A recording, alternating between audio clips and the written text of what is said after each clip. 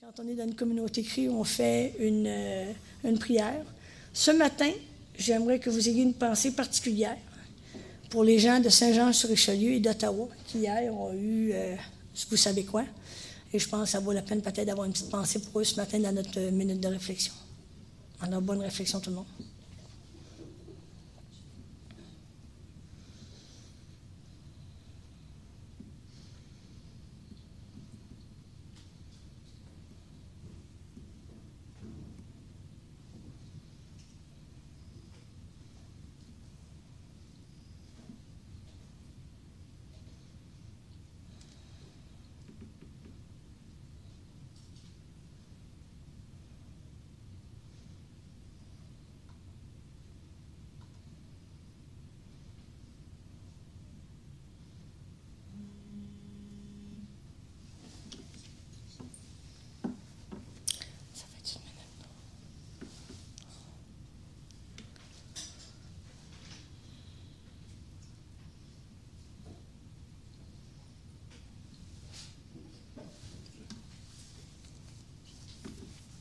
Alors, merci beaucoup.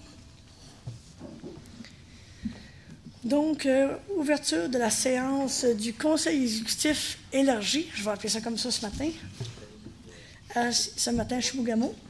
Pour les voteurs, on va faire voter ces 4 personnes-là. OK.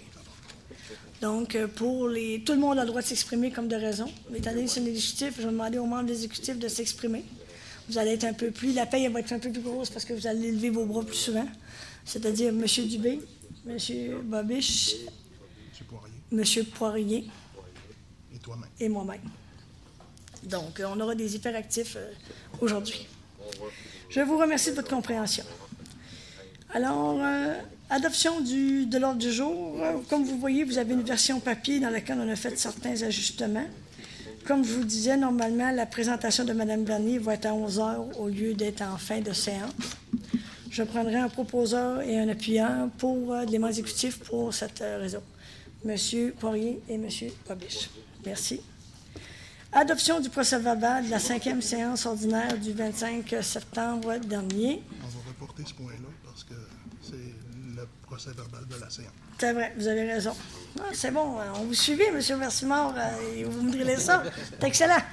Étant donné qu'on est en exécutif, on va attendre d'être en séance du conseil d'administration pour l'adoption du procès-verbal. Affaire découlant, je pense que la majorité des points reviennent. Je ne me souviens pas si on avait parlé à ce moment-là, peut-être, du comité concernant la chasse au caribou. Je ne sais pas s'il y a eu des dates de confirmer là-dessus. Pas encore. La date n'est pas confirmée. On avait lancé un premier doodle aux participants, sauf que la participation a été très, très, très pauvre. Là. Il y a eu probablement des problèmes techniques, entre autres à cause des changements d'adresse des gens au ministère de la Faune et des Parcs, entre autres. Il y a un doodle qui a été reproposé. On a fait une vérification des adresses courriels, une nouvelle vérification, parce qu'il y en avait une première qui avait été faite. Et c'est ça, on devrait pouvoir fournir une date là, d'ici le début de la prochaine saison de chasse d'hiver au Caribou. Moi, ce que j'aimerais, si c'est possible, c'est que dans le courant de la semaine prochaine, vous mettez quelqu'un pour faire les appels des personnes, puis qu'on essaie par conférence téléphonique de rejoindre tout le monde pour fixer une date. On comprend que la réunion ne se tiendra pas la semaine prochaine, mais moi, j'aimerais ça que d'ici 2 lundis, que j'ai une date pour les membres de ce comité-là pour s'assurer qu'on la tienne dans les temps et les moments résolus.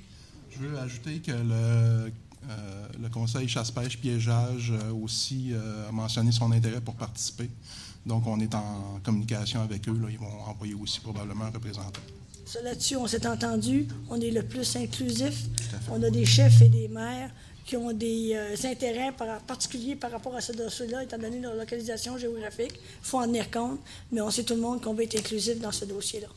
Donc, moi, ce que je vous demande, c'est en termes de suivi, qu'on s'assure que j'ai une personne la semaine prochaine qui fasse le tour des appels pour s'assurer auprès des différents partenaires des dates, et je vous demande la collaboration de tout le monde. En termes de suivi, il me semble-t-il que le gros des points revient à notre ordre du jour aujourd'hui. Effectivement. Ou qu'il n'y a pas d'éléments majeurs. Si les gens ont des questions, on pourra toujours se les adresser un petit peu plus tard. Ça va pour ça? Bordereau de correspondance.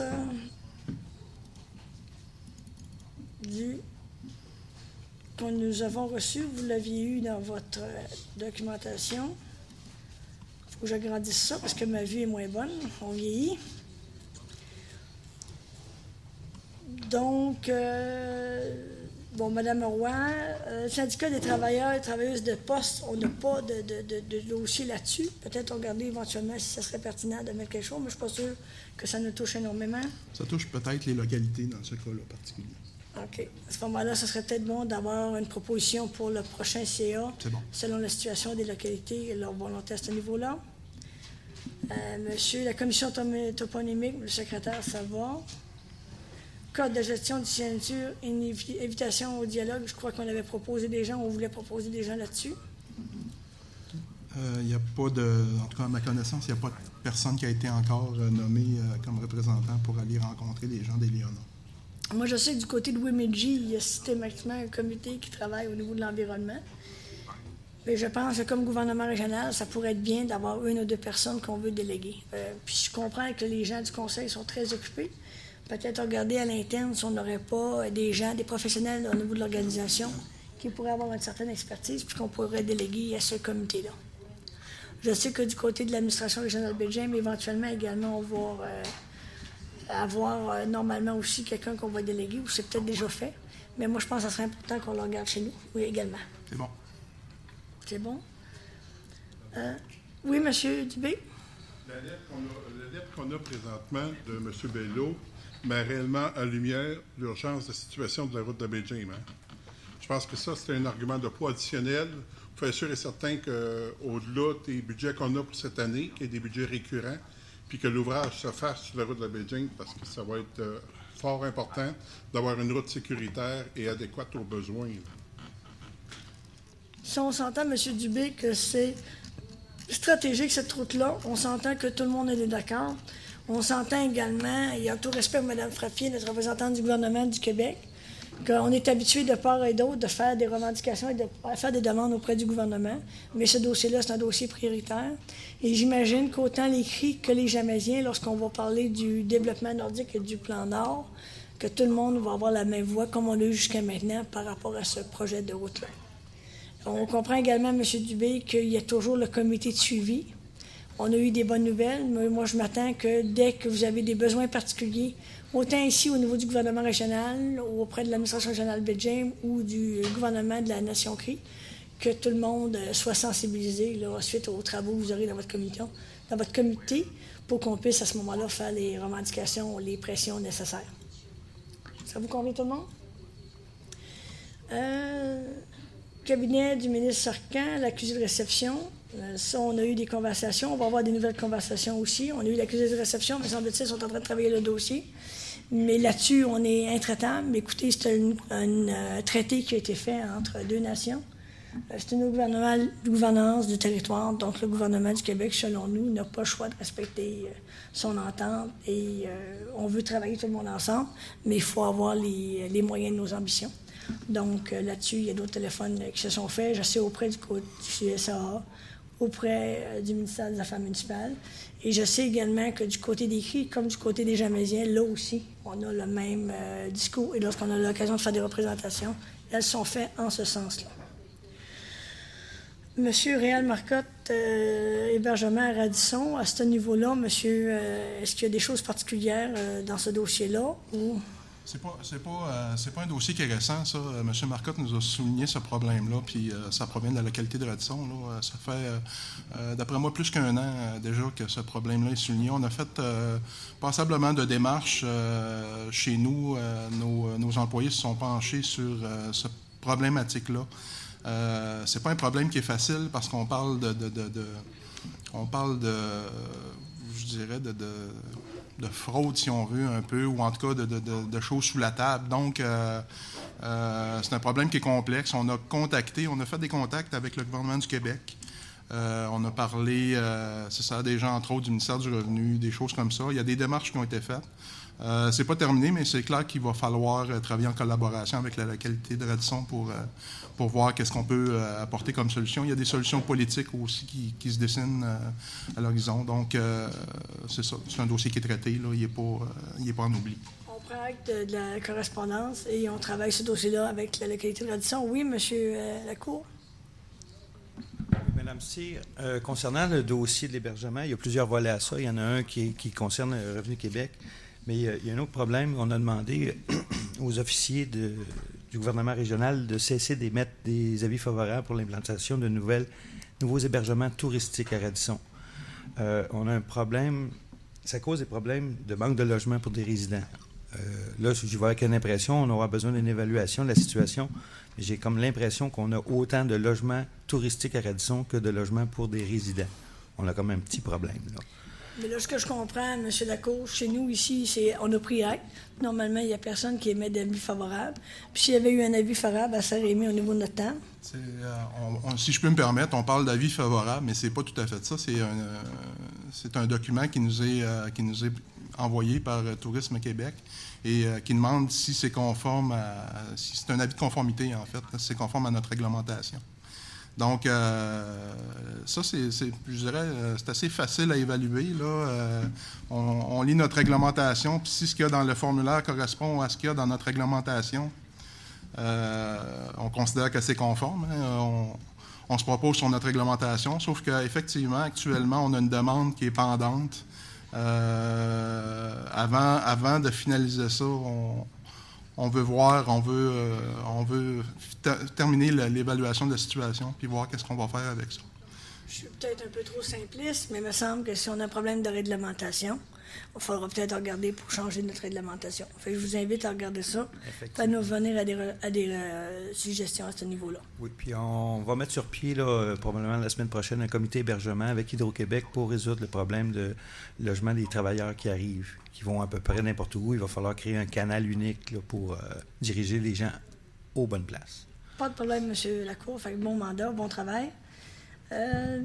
Labrie, du cabinet de M. Moreau, l'accusé de réception concernant notre demande pour le respect de l'entente. M. Etu, allocation budgétaire pour la participation à l'élaboration du plan d'affectation du territoire public, puis avec une lettre qui faisait une correction à ce niveau-là, donc c'était une information. Ça va pour ça? Rien de particulier là-dessus, M. Simon? Non, ça va. La traduction, est-ce que ça va bien? Oui? Puis au téléphone, personne ne nous a fait signe qu'il y avait un problème? Bon, ben, félicitations, la gang technique, là, la madame est contente. On continue comme ça. Approbation des décaissements, prélèvements, paie et compte fournisseurs au 30 septembre 2014. Ça, je pense qu'on le reporterait aussi, ou il y aura lieu. Tout à fait, on le reporte également. Avis de motion du règlement, malheureusement, ça, on va être obligé de le reporter également à la prochaine conseil municipal pour cette modification de réglementation-là. Dépôt du rapport sur la comptabilité distincte et de l'évaluation actuarielle au 31 décembre 2013 du régime complémentaire de retraite pour les employés de ce qu'on appelle la municipalité de la Baie-de-James. On comprend qu'on est le gouvernement régional Iwichi-Baie-de-James, mais le nom du régime porte encore régime de retraite municipalité de la Baie-de-James. Monsieur Simard, s'il vous plaît, expliquez-nous la Effectivement, les points 7, 8 et 9, ça concerne le régime de retraite. Point 7, on vous dépose ce qu'on appelle la comptabilité distincte du régime de retraite. Il faut savoir que c'est un régime de retraite qui est multi-employeur. Participe à ce régime-là le gouvernement régional, la localité de Radisson et la Société de développement de la Baie-de-James. Donc, il est question de coûts par rapport aux employeurs et par rapport aux employés. Joining conference. Et est-ce que je peux demander qui est en ligne pour les présences? OK, parfait. Merci. Donc, 3 employeurs. Il faut déterminer, répartir entre les employeurs et les employés les cotisations courantes et les cotisations d'équilibre à payer pour alimenter ce régime de retraite-là. Et c'est ce que ce document-là explique et décrit. Donc, vous avez les coûts par employeur et par employé, etc. Donc, c'est ce qu'on appelle le dépôt du rapport de la comptabilité distincte. Donc, ça, c'est un point d'information aux membres du Conseil pour C'est donner un dépôt, effectivement. pour un état de situation. Question à ce sujet-là? Ça va bien. Versement de la cotisation du service courant et du déficit actuariel au 31 décembre 2013 à la Caisse de retraite du même régime complémentaire. C'est ça. Compte tenu que le régime qu'on a au gouvernement régional est un régime multi-employeur, ce régime-là n'est pas considéré comme un régime municipal, de sorte que on doit procéder à une évaluation actuarielle à chaque année. Donc, c'est récurrent. Chaque année, à l'automne, à peu près à cette période-ci, on va vous présenter ce type de recommandations-là. Donc, à chaque année, on fait évaluer la caisse de retraite, les argents qui sont dans cette caisse-là. Et on doit réajuster le paiement de la cotisation courante parce que le fonctionnement de ça, c'est qu'on évalue, on fait l'évaluation au 31 décembre, on dépose un rapport d'évaluation. Et tant que ce rapport d'évaluation-là est déposé, c'est lui qui établit les paiements et on poursuit les paiements jusqu'à ce qu'il y ait une nouvelle évaluation actuarielle. Ça fait en sorte que pour l'évaluation actuarielle, la dernière remonte au 31 décembre 2012. Ces paiements-là ont été établis jusqu'en septembre-octobre 2013. Et là, on vient de procéder à l'évaluation actuarielle au 31 décembre 2013. Il faut corriger, en fait, il faut apporter un correctif à partir du 1er janvier parce que ça s'applique du 1er janvier au 31 décembre. Donc, à partir de l'évaluation actuarielle, on fait un correctif là, des cotisations courantes et des cotisations d'équilibre là, dans certains cas. C'est quand vous regardez la recommandation, on peut lire, bon, vous avez le détail là, des prestations, etc. On vous recommande de payer rétroactivement, donc au 1er janvier, la cotisation d'équilibre mensuelle, qui est très réduite. Là, elle va passer de mémoire d'autour de 12 000 $ par mois à 2 000 $ par mois. On demande aussi d'autoriser le paiement des cotisations de déficit de transfert. Ça, plus particulièrement, lorsqu'un employé quitte le gouvernement régional, il y a la possibilité de laisser les sommes dans le fonds ou de les faire transférer dans un autre fonds, compte tenu que la Caisse a un certain couvre les sommes jusqu'à un certain pourcentage. Dans notre cas, c'est autour de 92 %. Donc, la Caisse ne peut pas payer 100 % des sommes. La Caisse ne peut pas, qui doit être retirée par l'employé qui quitte, doit compenser pour la partie là, qui n'est pas couverte par la Caisse, en fait. Là. Donc, annuellement, chaque année, lorsque des personnes quittent, on passe une résolution comme ça pour autoriser le GRI-BJ à payer pour la compensation. Si on ne le faisait pas, c'est possible de ne pas le faire, sauf que c'est limité à 5 ans et les intérêts s'accumulent. Donc, en procédant comme ça, on évite de payer des intérêts. Et de la même façon, comme je disais tantôt, on va procéder à l'ajustement et on va corriger là, les paiements qui ont été faits depuis janvier 2014 en considération des nouveaux chiffres qu'on a à notre évaluation actuarielle.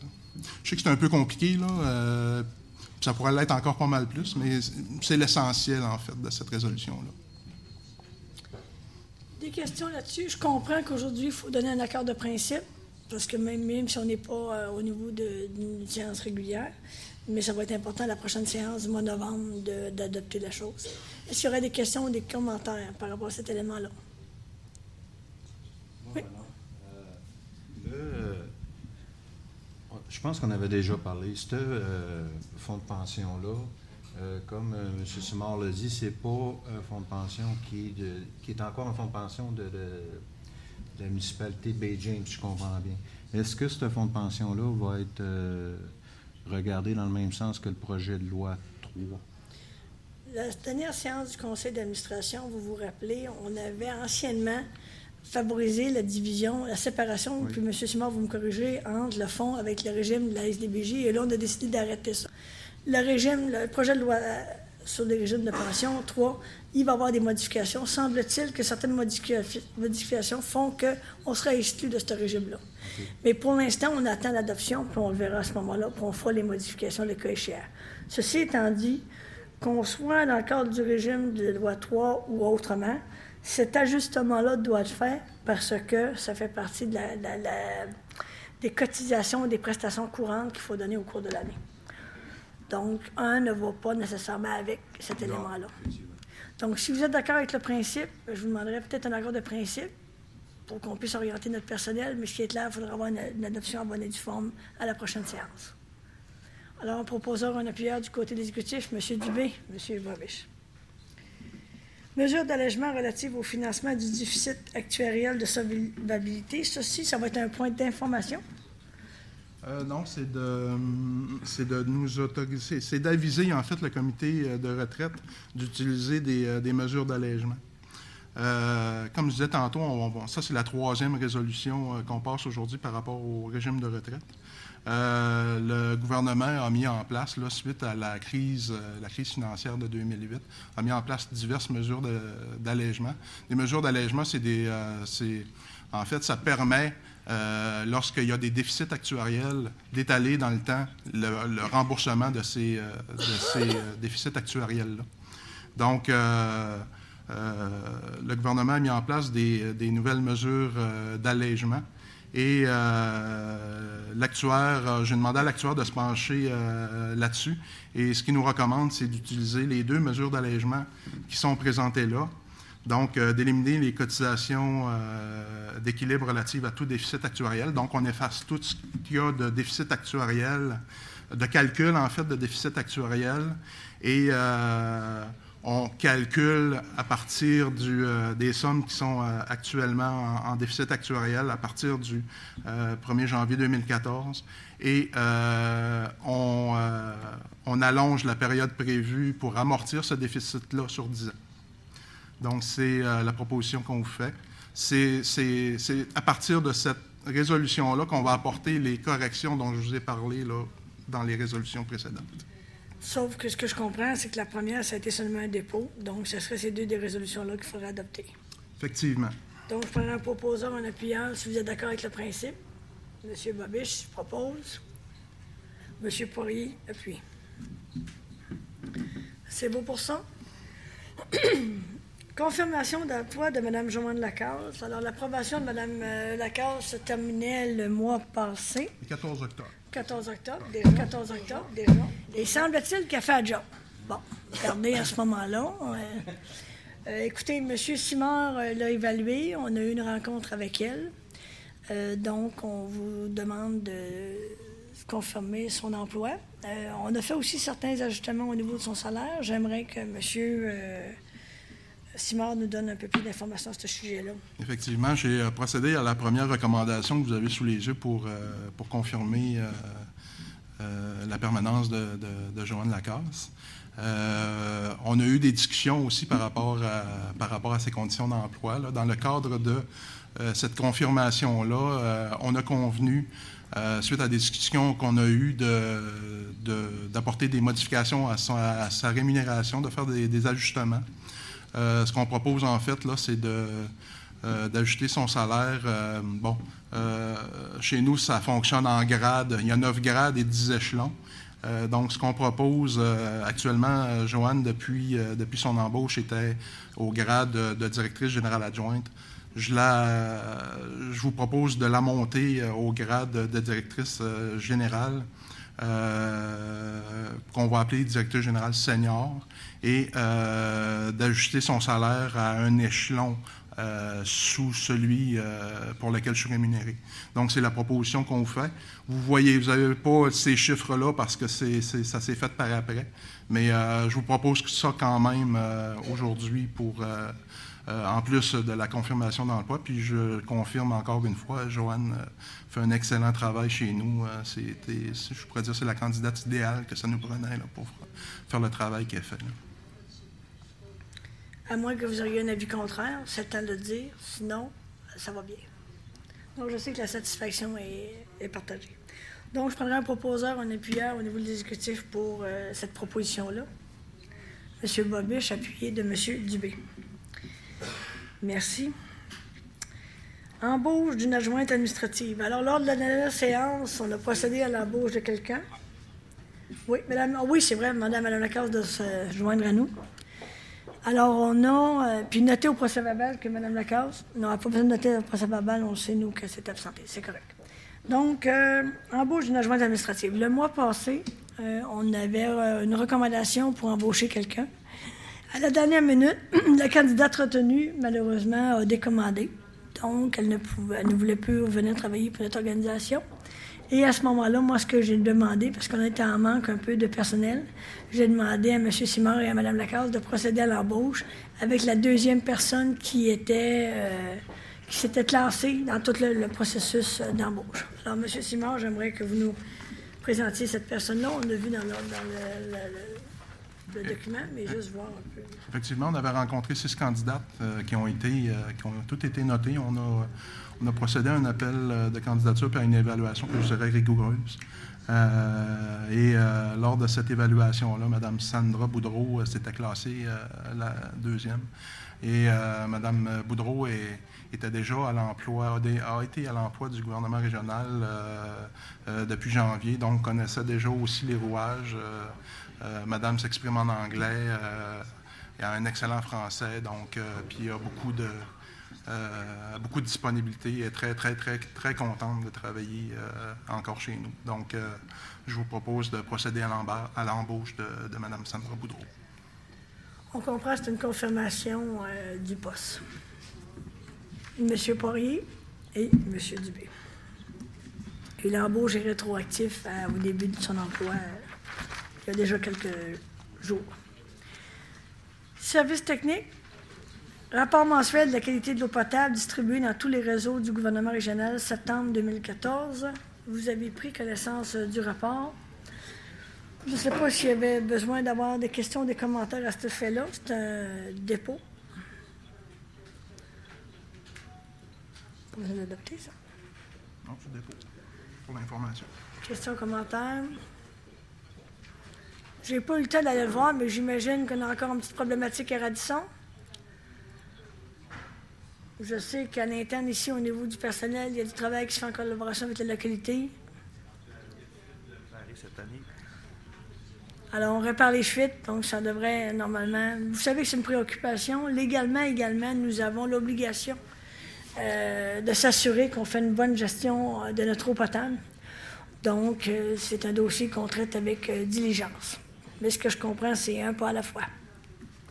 Ça va pour ça? Autorisation de signature, demande de cession d'un certificat d'autorisation carrière R1005 km 46. Ça, malheureusement, il faut le reporter, j'imagine, ou il va avec le principe, parce qu'il faut quand même... On pourrait le passer pareil. On pourrait le passer au niveau de l'exécutif. Donc, M. Simard? Oui, en fait, c'est qu'on a un certificat d'autorisation pour faire des prélèvements dans une carrière et le ministère des Transports voudrait se servir de cette carrière-là. Donc, c'est simplement un transfert d'autorisation au ministère des Transports. Donc, ce qu'on demande, c'est d'autoriser Mathieu Séguin à signer le document pour transférer le certificat d'autorisation. Un proposeur, un appuyeur, s'il vous plaît. Oui. C'est le MTQ qui est là? Mathieu? Probablement, c'est pas le MTQ direct, mais... Ben, un des sous-contractants. OK. Ils sont déjà là. C'est ça, en fait, c'est pour régulariser la situation, je dirais. Monsieur Dubé, appuyez. Monsieur Poirier. Faites bien ça, les gars. On va s'occuper de votre paie. C'est une blague, bien entendu. Ressources naturelles et territoires. Dépôt du compte-rendu de la réunion du comité intérimaire des ressources naturelles du 1er octobre dernier. Donc, vous avez été à même de lire le document. J'ai participé à cette première rencontre-là. On a les représentants CRI, on a les représentants jamaisiens. Leur première séance de travail va être à Chibougamau, je crois, le 5 et 6 novembre prochain. Et la mission qu'ils ont, c'est de regarder... on faisait de part et d'autre certaines choses par rapport à ces différents mandats-là. Comment on va le faire, tout le monde ensemble, et quels sont nos dossiers qu'on va faire de façon prioritaire. Donc, c'est pour une information. Demande de maintien de la qualité des services de la protection de la faune du gouvernement du Québec. Et vous avez aussi la résolution numéro 16 où on demande le maintien de la qualité des services de la gestion de la faune du nord du Québec. Avant de passer la parole à M. Simard, vous savez, on est une région, puis de part et d'autre, autant du côté des Cris que des Jamésiens. S'il y a quelque chose qui a une valeur chez nous, c'est notre faune. Chez vous, du côté des Cris, vous le faites de façon traditionnelle, ça fait partie de votre milieu de vie. Nous, les Jamésiens, pas moi personnellement, mais de façon générale, on sait que j'ai beaucoup de chasseurs et pêcheurs parce que c'est une activité récréative. Et souvent, les gens qui vivent dans une région comme la nôtre, c'est leur activité de loisir ou de plaisir ou de participants. Donc, de part et d'autre, on a un intérêt, je pense, commun, où on s'assure que minimalement, le gouvernement du Québec donne les services minimaux. Vous le savez, de part et d'autre, on revendique beaucoup de choses. Le gouvernement du Québec nous a annoncé des coupures tout azimut dans différents secteurs. Mais quand on a la prétention de parler du développement nordique, du développement du plan Nord, on veut bien, mais on veut aussi s'assurer qu'on ait les outils puis le personnel en région auprès des directions régionales pour nous donner le service. Donc, la première résolution, je vais demander à M. Simard de vous la lire, ça concerne les agents de la faune. Et de l'autre côté, c'est concernant les services, donc les biologistes, les analystes du ministère, parce que c'est des coupures importantes et on est quand même 50% du territoire du Québec.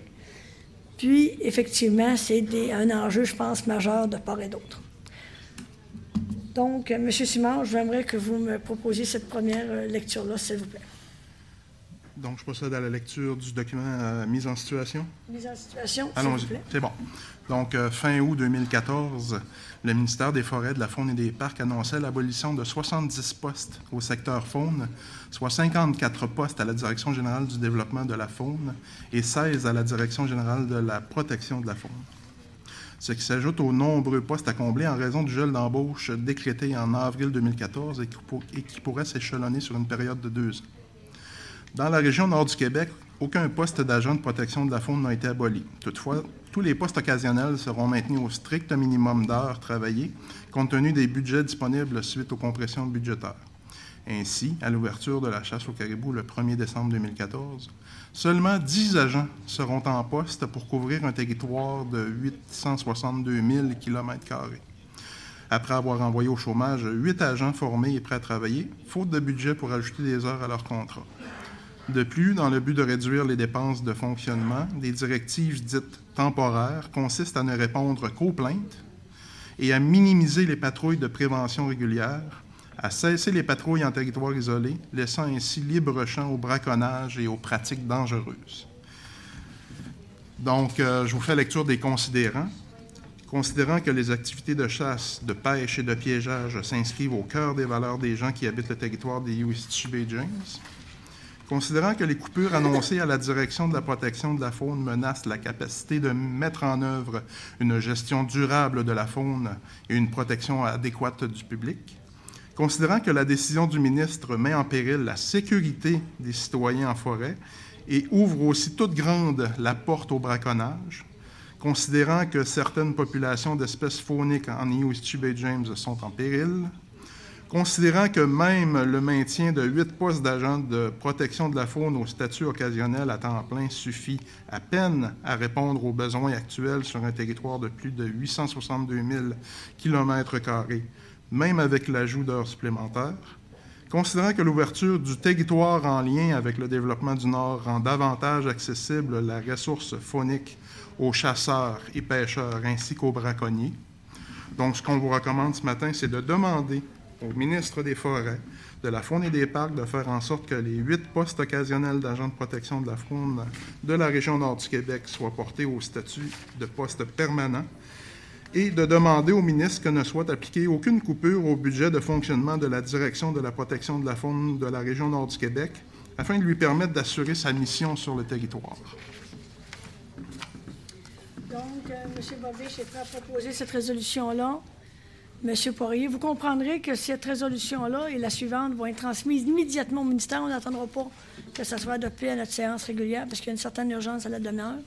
Je remercie aussi la collaboration que nous avons eue autant du côté de l'administration régionale Bay James puis autant au niveau du Grand Conseil des Cris pour l'information, pour s'assurer d'avoir l'information la plus juste dans les deux cas. Alors, c'est beau pour celle-là. Alors, la prochaine, vous comprendrez, celle-là. Oui, M. Dubé? Mme Cyr, là-dessus. Oui. C'est par rapport à l'entente qui a été signée entre la Nation CRI et la nouvelle entité gouvernement IUSU Beijing, il y avait un volet pour la faune pour les agents. J'aimerais savoir, est-ce que ce volet-là va être maintenu? Parce qu'on sait très bien que dans l'entente, c'est pour les terres 1 et 2. Il y avait une entente spécifique qui avait été faite là. Je veux juste être sûr et certain que ce côté-là, au moins, il n'a pas été touché. Que nous, au niveau des territoires, on a été touchés. Bonne question. On va vérifier, M. Dubé, mais moi, ce que j'avais entendu, c'est que tout le monde était touché, là. Même l'entente qu'il y avait avec l'écrit, mais ça va être à vérifier, mais on va en prendre note, on va le vérifier.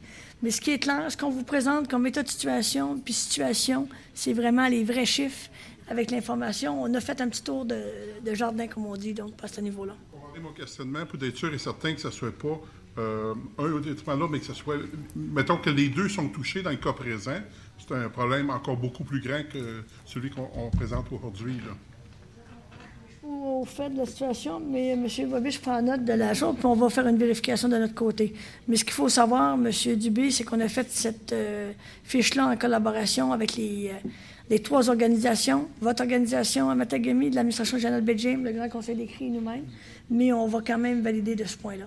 Mais ce qui est clair, c'est qu'aujourd'hui, le gouvernement régional, Iuichi dit au gouvernement du Québec, c'est inadmissible et il faut prendre des mesures adéquates pour assurer un service qui nous semblait minimal au point de départ, et là, on n'est pas capable de faire la job correctement. Par rapport à la protection de la faune, vous avez pris connaissance de la deuxième résolution, c'est sensiblement la même chose, ça donne un peu plus d'informations au niveau du détail. Cette fois-là, c'est plus en termes d'analyse de biologistes. Il faut bien savoir que le terrain est vaste. Fait que si on veut s'assurer comment on peut évaluer, voir si les troupeaux de caribous, les troupeaux d'orignal ou même les faunes, les espèces aquatiques sont en quantité suffisante. Il faut avoir une équipe pour être capable de faire ces analyses-là au niveau de la direction régionale du ministère. Et actuellement, ce qu'on nous dit, c'est qu'il y a une chute aussi également. Donc, j'inviterais M.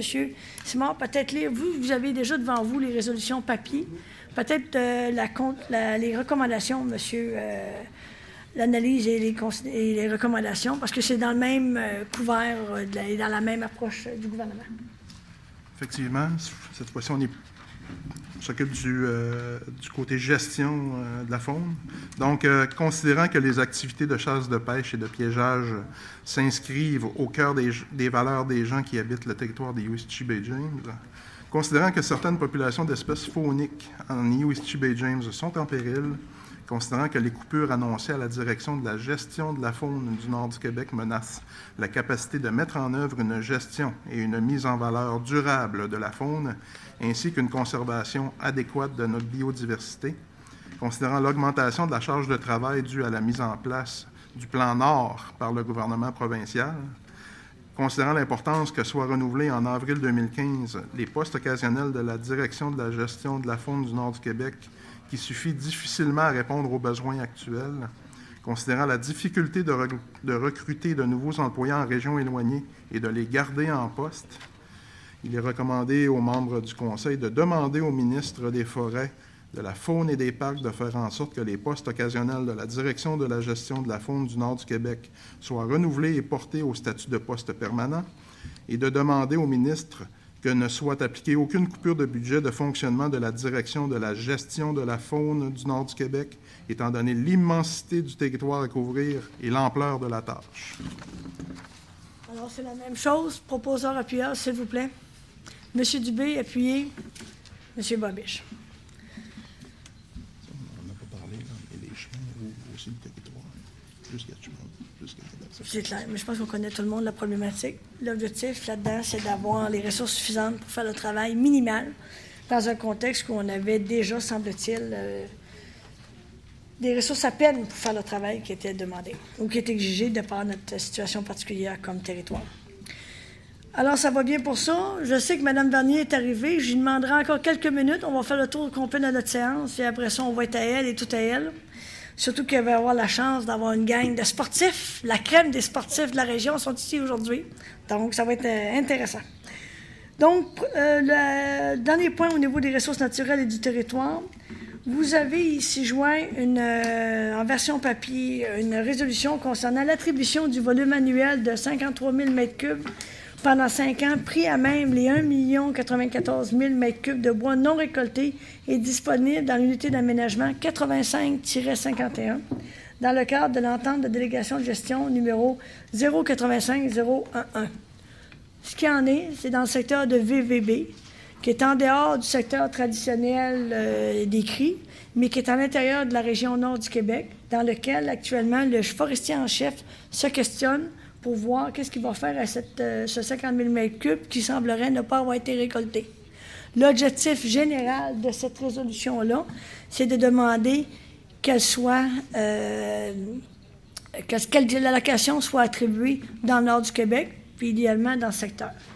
Là, je suis convaincue, en tout cas, je sais du côté de la Jalmésie, vous allez me dire, Manon, c'est bien beau, ça fait plusieurs demandes qu'on fait par rapport à conserver le bois en région, et on n'a pas toujours l'écoute autant du gouvernement que du forestier en chef. Et je ne sais pas, mais j'imagine aussi que du côté des cris, vous avez le même genre de revendication. Si vous êtes plus chanceux que nous autres, bien, dites-nous votre truc, là, parce que ça va être bon de le savoir et de se le partager ensemble. Donc aujourd'hui, cette résolution-là, vous avez la mise en situation, vous avez les considérations. L'élément, c'est de dire au gouvernement du Québec, et dans ce cas-ci, au forestier en chef, vous avez un 50 000 m3 là qui n'a pas été récolté. Je vous le répète, qui n'est pas dans le territoire traditionnel des cris, mais il est dans notre région administrative nord du Québec. Puis ce qu'on demande au bureau du forestier en chef avant de prendre sa décision, c'est de considérer que ce bois-là soit attribué dans notre région. Est-ce qu'il y aura d'autres éléments d'information de plus qu'on pourrait dire, M. Simard, par rapport à ce que je viens de donner? C'est assez... Non, vous avez donné l'essentiel. L'essentiel. Oui, Mme Philippon, ensuite M. Gamache et M.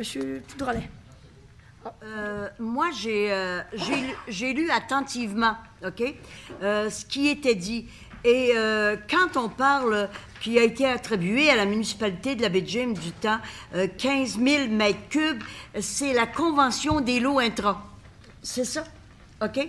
Alors, le 15 000 m3, ce que l'agent de développement et nous, on demande depuis 2010, là, c'est qu'il attribue, par exemple, plus, et nous, on appelait ça une forêt de proximité, ça contenait 50 000 m3. Et ce 50 000 m3 était nécessaire parce qu'il y a une redistribution de sous qui s'en va à la Corpo pour que la Corpo puisse avoir le financement normal pour opérer. Alors, est-ce que c'est bien ce qu'on demandait, la localité de Valcanton-Villebois et la corporation pour la forêt de proximité de 50 000 m3? Oh, bien, si, c'est ça. Oui. Êtes-vous en train de dire qu'on a gagné ce qu'on voulait? Non.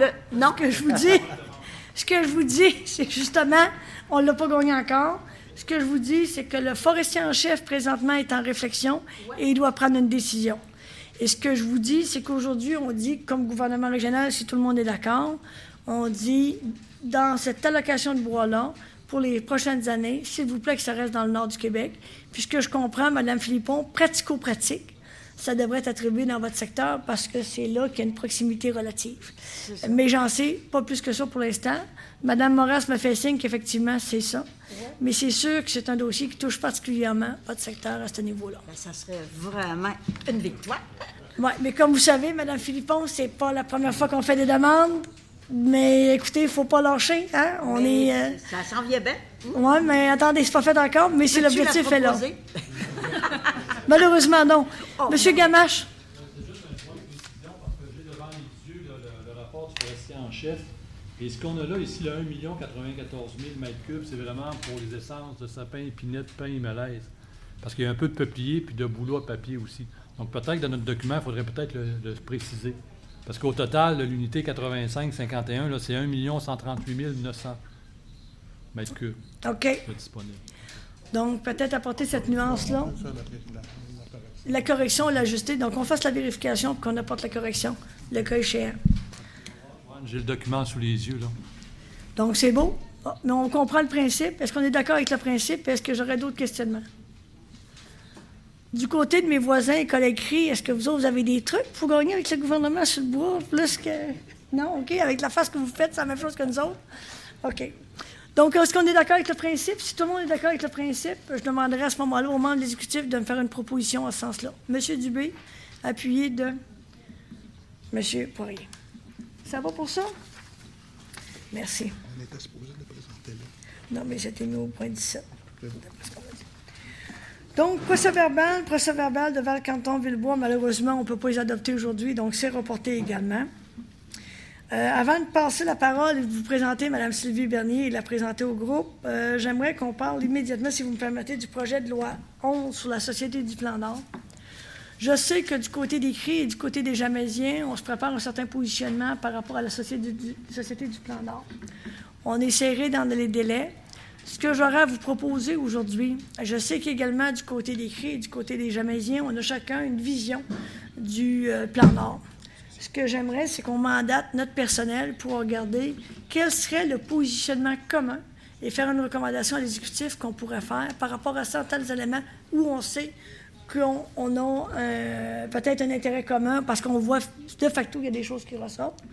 L'autre élément aussi, ce qu'il faut savoir, c'est qu'on sait que M. Sauvé et l'équipe du Plan Nord devraient venir dans le courant du mois de novembre en région.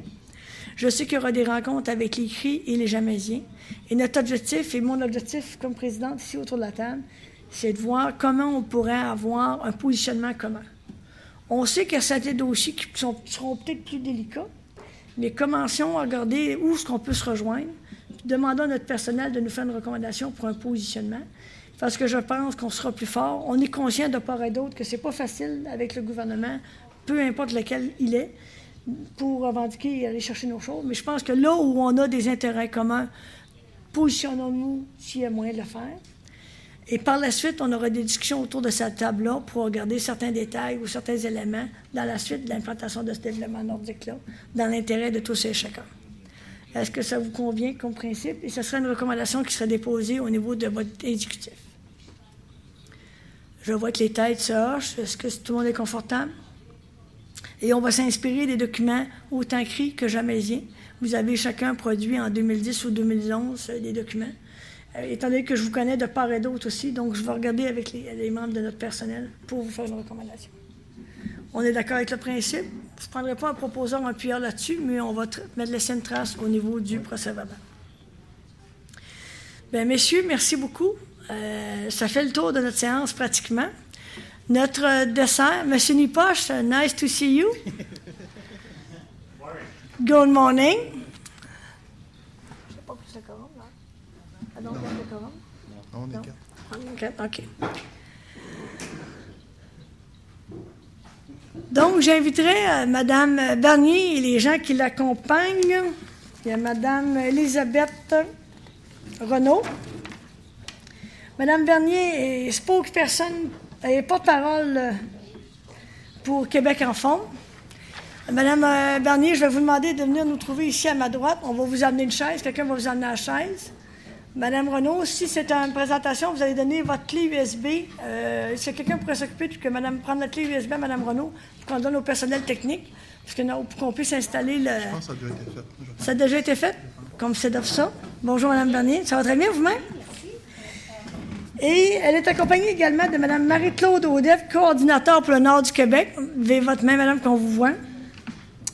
Et Valérie Boulanger, formatrice comité jamaisien. Madame Boulanger, bon, c'est du monde que je connais de visou. C'est bien.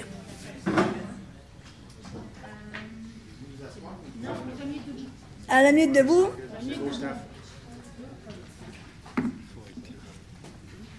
Alors, en attendant, Mme Bernier, je vous présente ici mes collègues du gouvernement régional. Je peux me tasser.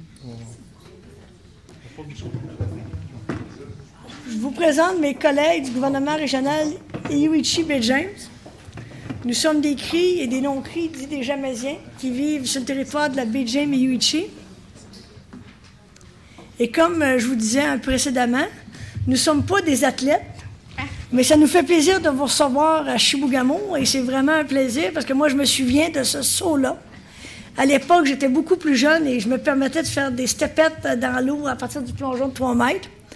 Mais ce n'était pas égal à la prouesse que vous avez faite aux Jeux olympiques de Los Angeles. Et on est très fiers de vous recevoir aujourd'hui à Chibougamau. Et comme je vous disais précédemment, On n'est pas une gang d'athlètes autour de la table. On est sensible à la question de la forme physique et de l'éducation physique pour nos citoyens et nous-mêmes. Et je peux vous garantir qu'on n'est pas le groupe complet, mais aujourd'hui, vous avez la crème des sportifs. Toutes catégories confondues. Au niveau des élus, jamais écrit. Ceux qui ne sont pas là, tant pis pour eux autres, David. Hein? Alors, vous avez des pêcheurs, des chasseurs, des trappeurs, des joueurs de golf, des gens qui font la natation, et des gens qui font beaucoup d'activités physiques parce qu'on est une région de plein air. On aime vivre dans le Nord, entre autres parce qu'on peut faire du plein air. Dans nos différentes communautés, on a des infrastructures sportives, piscines, arénas. On a des excellents joueurs d'hockey et joueuses d'hockey, notamment, ballon-ballet. Donc, on a un bon historique, malgré notre jeune âge comme région, et d'avoir, je pense, une bonne participation dans nos communautés, malgré notre population relative. Fait que c'est un plaisir et un honneur, Mme Bernier, de vous recevoir ce matin. On est un petit peu en retard dans notre agenda, parce que ce qu'on a dû faire ce matin, il faut que j'explique à M.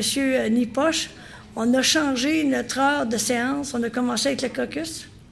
Donc, Mme Bernier sera notre dernier point. Et après ça, on va dîner tout le monde ensemble et on va être plus libre dans l'après-midi.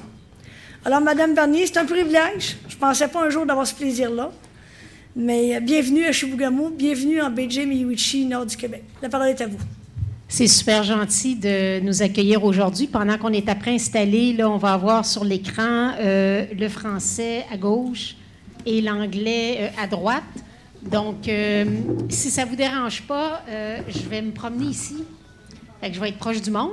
Mais là, ce qu'il faut que vous compreniez, Mme Bernier, c'est que vous êtes aussi en live stream. Ce qui veut dire que sur Internet, les gens peuvent voir votre présentation. Donc, il faut que j'aille là. Et il faut que vous venez vous asseoir ici, je pense que c'est ce qui serait le plus simple. Vous m'obligez à m'asseoir. Oui, je sais que vous êtes un athlète encore aujourd'hui, mais je pense que c'est ce qui serait le plus simple et le plus bénéfique pour l'ensemble des gens. C'est bon, c'est bon, c'est bon, c'est bon. Je vous écoute, vous êtes la bosse. Ben, il paraît. Ça dépend des journées.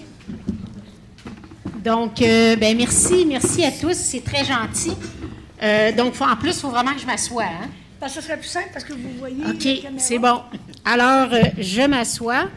Ça me fait vraiment, vraiment plaisir d'être avec vous aujourd'hui. Donc, vous avez la traduction simultanée, c'est ça. If you have any questions in English, I'll be very happy to answer all of them. Si vous avez des questions en anglais, et même chose pour, évidemment, pour les francophones. Donc, encore une fois, vous me dites, les filles, quand vous êtes prêtes. Au pire, on la part en français, puis je traduis en anglais, là, la présentation. I have to tell you, je vais le dire en français, pardon. Je fais le tour du Québec depuis presque 18 mois. Et j'ai le grand privilège de rencontrer des gens comme vous, des élus, des décideurs, des gens qui peuvent faire une différence sur le terrain. Et vous allez comprendre au cours de la présentation pourquoi c'est si important de rencontrer des gens comme vous, parce que vous avez le pouvoir d'agir sur les environnements dans lesquels on vit. Pendant plusieurs années, lorsqu'on parlait d'habitudes de vie, de saines habitudes de vie, on disait toujours qu'il fallait éduquer les gens à bouger plus et manger mieux. Ce qu'on réalise aujourd'hui, c'est en plus de sensibiliser la population à bouger plus et manger mieux, il est essentiel de travailler sur les environnements dans lesquels nous vivons. Parce que l'environnement a un impact majeur sur notre comportement. Donc, vous allez voir, encore une fois, au cours de la présentation, pourquoi ça a un impact énorme sur notre comportement. Pour vous donner un petit background de la raison pour laquelle je suis ici aujourd'hui, j'ai commencé ma carrière de plongeuse à l'âge de 7 ans plutôt, parce que j'étais asthmatique sévère. Donc, j'avais des problèmes de santé, hospitalisée, allergique à tout. Et le médecin qui me soignait a dit à mes parents, il faut absolument qu'elle fasse du sport tous les jours. C'est ce qui a fait que j'ai commencé à faire de la natation, de la gymnastique, jouer beaucoup plus dehors, donc avoir une vie active au quotidien. Et je peux vous dire que 13 ans plus tard, à mon retour de Los Angeles des Jeux olympiques, la première personne qui était sur le tarmac à la sortie de l'avion, c'était mon médecin qui m'a soigné toute mon adolescence. Évidemment qu'il était très fier parce qu'à quelque part, c'est un peu grâce à lui si j'ai commencé à faire du sport, mais pas une fois par semaine ou juste jouer dans la cour, mais bien en faire tous les jours, régulièrement. Et je peux dire qu'aujourd'hui, j'ai comme un pacte un peu avec la vie. Je crois sincèrement que c'est ce mode de vie-là qui a fait en sorte qu'aujourd'hui, à 50 ans maintenant, je n'ai plus jamais refait d'asthme et je n'ai plus jamais eu de problèmes respiratoires. Donc, pour moi, c'est comme... c'est un mode de vie, j'y crois vraiment. Et à 45 ans, soit il y a 5 ans, j'ai décidé de retourner à l'université, faire une maîtrise en gestion dans le milieu de la santé, tout ce qui touche la prévention de la maladie et la promotion des saines habitudes de vie pour faire ce que je fais aujourd'hui. Donc, depuis les 8 derniers mois, j'ai rencontré près de 2000 élus, décideurs, des gens comme vous, dans toutes les régions du Québec. C'est la première fois que je viens ici dans le Nord, mais j'ai fait le bas du fleuve, Gaspésie-les-Îles, je suis allée en Abitibi. Donc, j'ai vraiment fait toutes les régions du Québec pour livrer le message que je livre ce matin. J'ai tellement pas l'habitude de faire une présentation assise que je ne peux pas croire qu'il faut que je reste assise pendant 3/4 d'heure, mais je vais m'astreindre à le faire pour les gens qui nous écoutent sur Internet. Alors, les filles, OK, les gens qui veulent, bien, Madame Manon, vous êtes où, Madame la mairesse? Est-ce que... Ah, vous êtes là? Approchez-vous, il faut vous écouter. OK, c'est bon. Bien, je vous parle de Twitter parce qu'on s'est écrit sur Twitter, c'est très bien.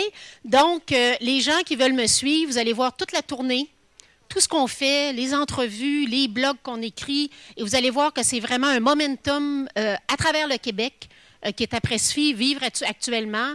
Et encore une fois, le message que je livre ce matin, ce n'est pas pointé sur vous. Donc, ne vous sentez pas visé par ce que je vais dire. Si ça vous concerne, comme je dis aux gens souvent, si vous voulez le chapeau vous fait, portez-le. Mais je n'ai pas un message qui est ciblé à vous, mais bien pour tout le Québec. Et vous allez comprendre pourquoi. Donc, avant d'aller plus loin, il y en a peut-être, probablement parmi vous, qui n'ont jamais vu ce que j'ai fait avant. Donc, ceux qui étaient plus jeunes que, mettons, 30 ans, s'ils n'étaient pas nés. Et les autres, bien, peut-être que vous ne m'avez jamais vu plonger. Donc, on prend 3 minutes pour retourner à Los Angeles. C'était le 6 août 1984 à 16 h de l'après-midi. C'était la finale du tremplin 3 mètres chez les femmes.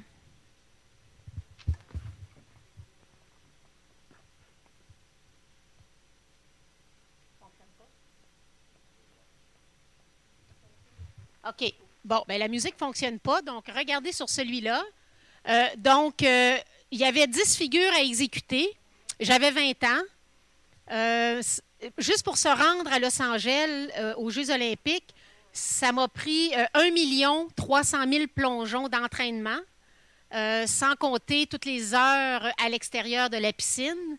Donc, on avait 10 figures à exécuter. Souvent, les gens disent « Je me souviens de ton dernier plongeon », mais il y en avait 10 en finale et 10 en préliminaire.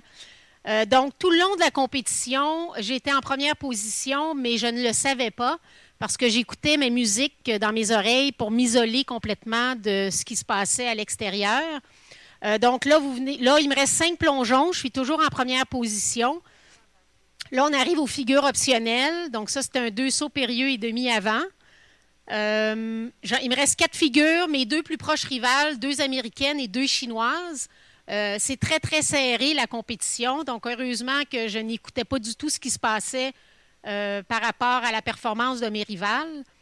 Mes parents étaient dans les estrades. Ma mère avait terminé sa 2e boîte de Kleenex tellement elle pleurait tout le long de la compétition. Et mon père, plus sérieux, avait sa calculatrice et attendait que j'aille terminer avant de se réjouir. Donc, là, il me reste 3 figures à exécuter. Évidemment que le stress, même si on a de l'air très calme, le stress est là. On sait qu'il y a des centaines de millions de téléspectateurs. À peu près tout le Québec, qui a plus que 40 ans aujourd'hui, se souviennent où ils étaient au moment où j'ai plongé à Los Angeles. Il y a souvent des anecdotes avec ça. Les gens se souviennent exactement avec qui ils étaient et où ils étaient. Là, il me reste 2 figures à faire. Donc, encore une fois, pour moi, c'était la compétition de ma vie. Ça faisait 13 ans que je m'entraînais. Je prenais ma retraite tout de suite après. Je voulais retourner aux études. Donc, je savais que c'était là qu'il fallait que ça se passe. Comme la majorité des athlètes qui vont aux Jeux olympiques, il n'y a souvent pas de 2 reprises. Hein. Ça se passe le 6 août à 4 heures de l'après-midi, puis c'est terminé après. Là, il me reste une figure. Ce que je vous dirais, c'est remarquer l'attitude que j'ai lorsque je sors de la piscine pour voir comment je réagis, puis toujours en gardant en tête que je ne sais pas que je gagne. Je pourrais être 5e, 6e, comment j'ai de l'air heureuse. Et souvent, je dis aux jeunes et aux moins jeunes, pour moi, c'est là la médaille d'or, c'est d'être fier de ce que j'ai accompli dans un moment de stress énorme. J'ai gagné par 3 points sur 530 points. C'est une goutte d'eau. C'est un orteil mieux pointé qu'une rivale. Donc là, je regarde le tableau indicateur. J'ai salué mes parents à l'écran, pas à l'écran, mais dans les estrades. Et je cours. Regardez comment j'ai de l'air heureuse, mais je pourrais être 5e, 6e. Et là, je salue, en fait, ma rivale. Et c'est elle qui m'annonce que j'ai gagné la médaille d'or. Et là, évidemment, après là, je le sais que j'ai gagné. Donc, voilà, pour ceux qui ne l'avaient pas vu, ça fait déjà 30 ans. Ça fait 30 ans cet été. Et sachez que ça a été la première médaille d'or pour une femme au Québec, dans toutes disciplines confondues.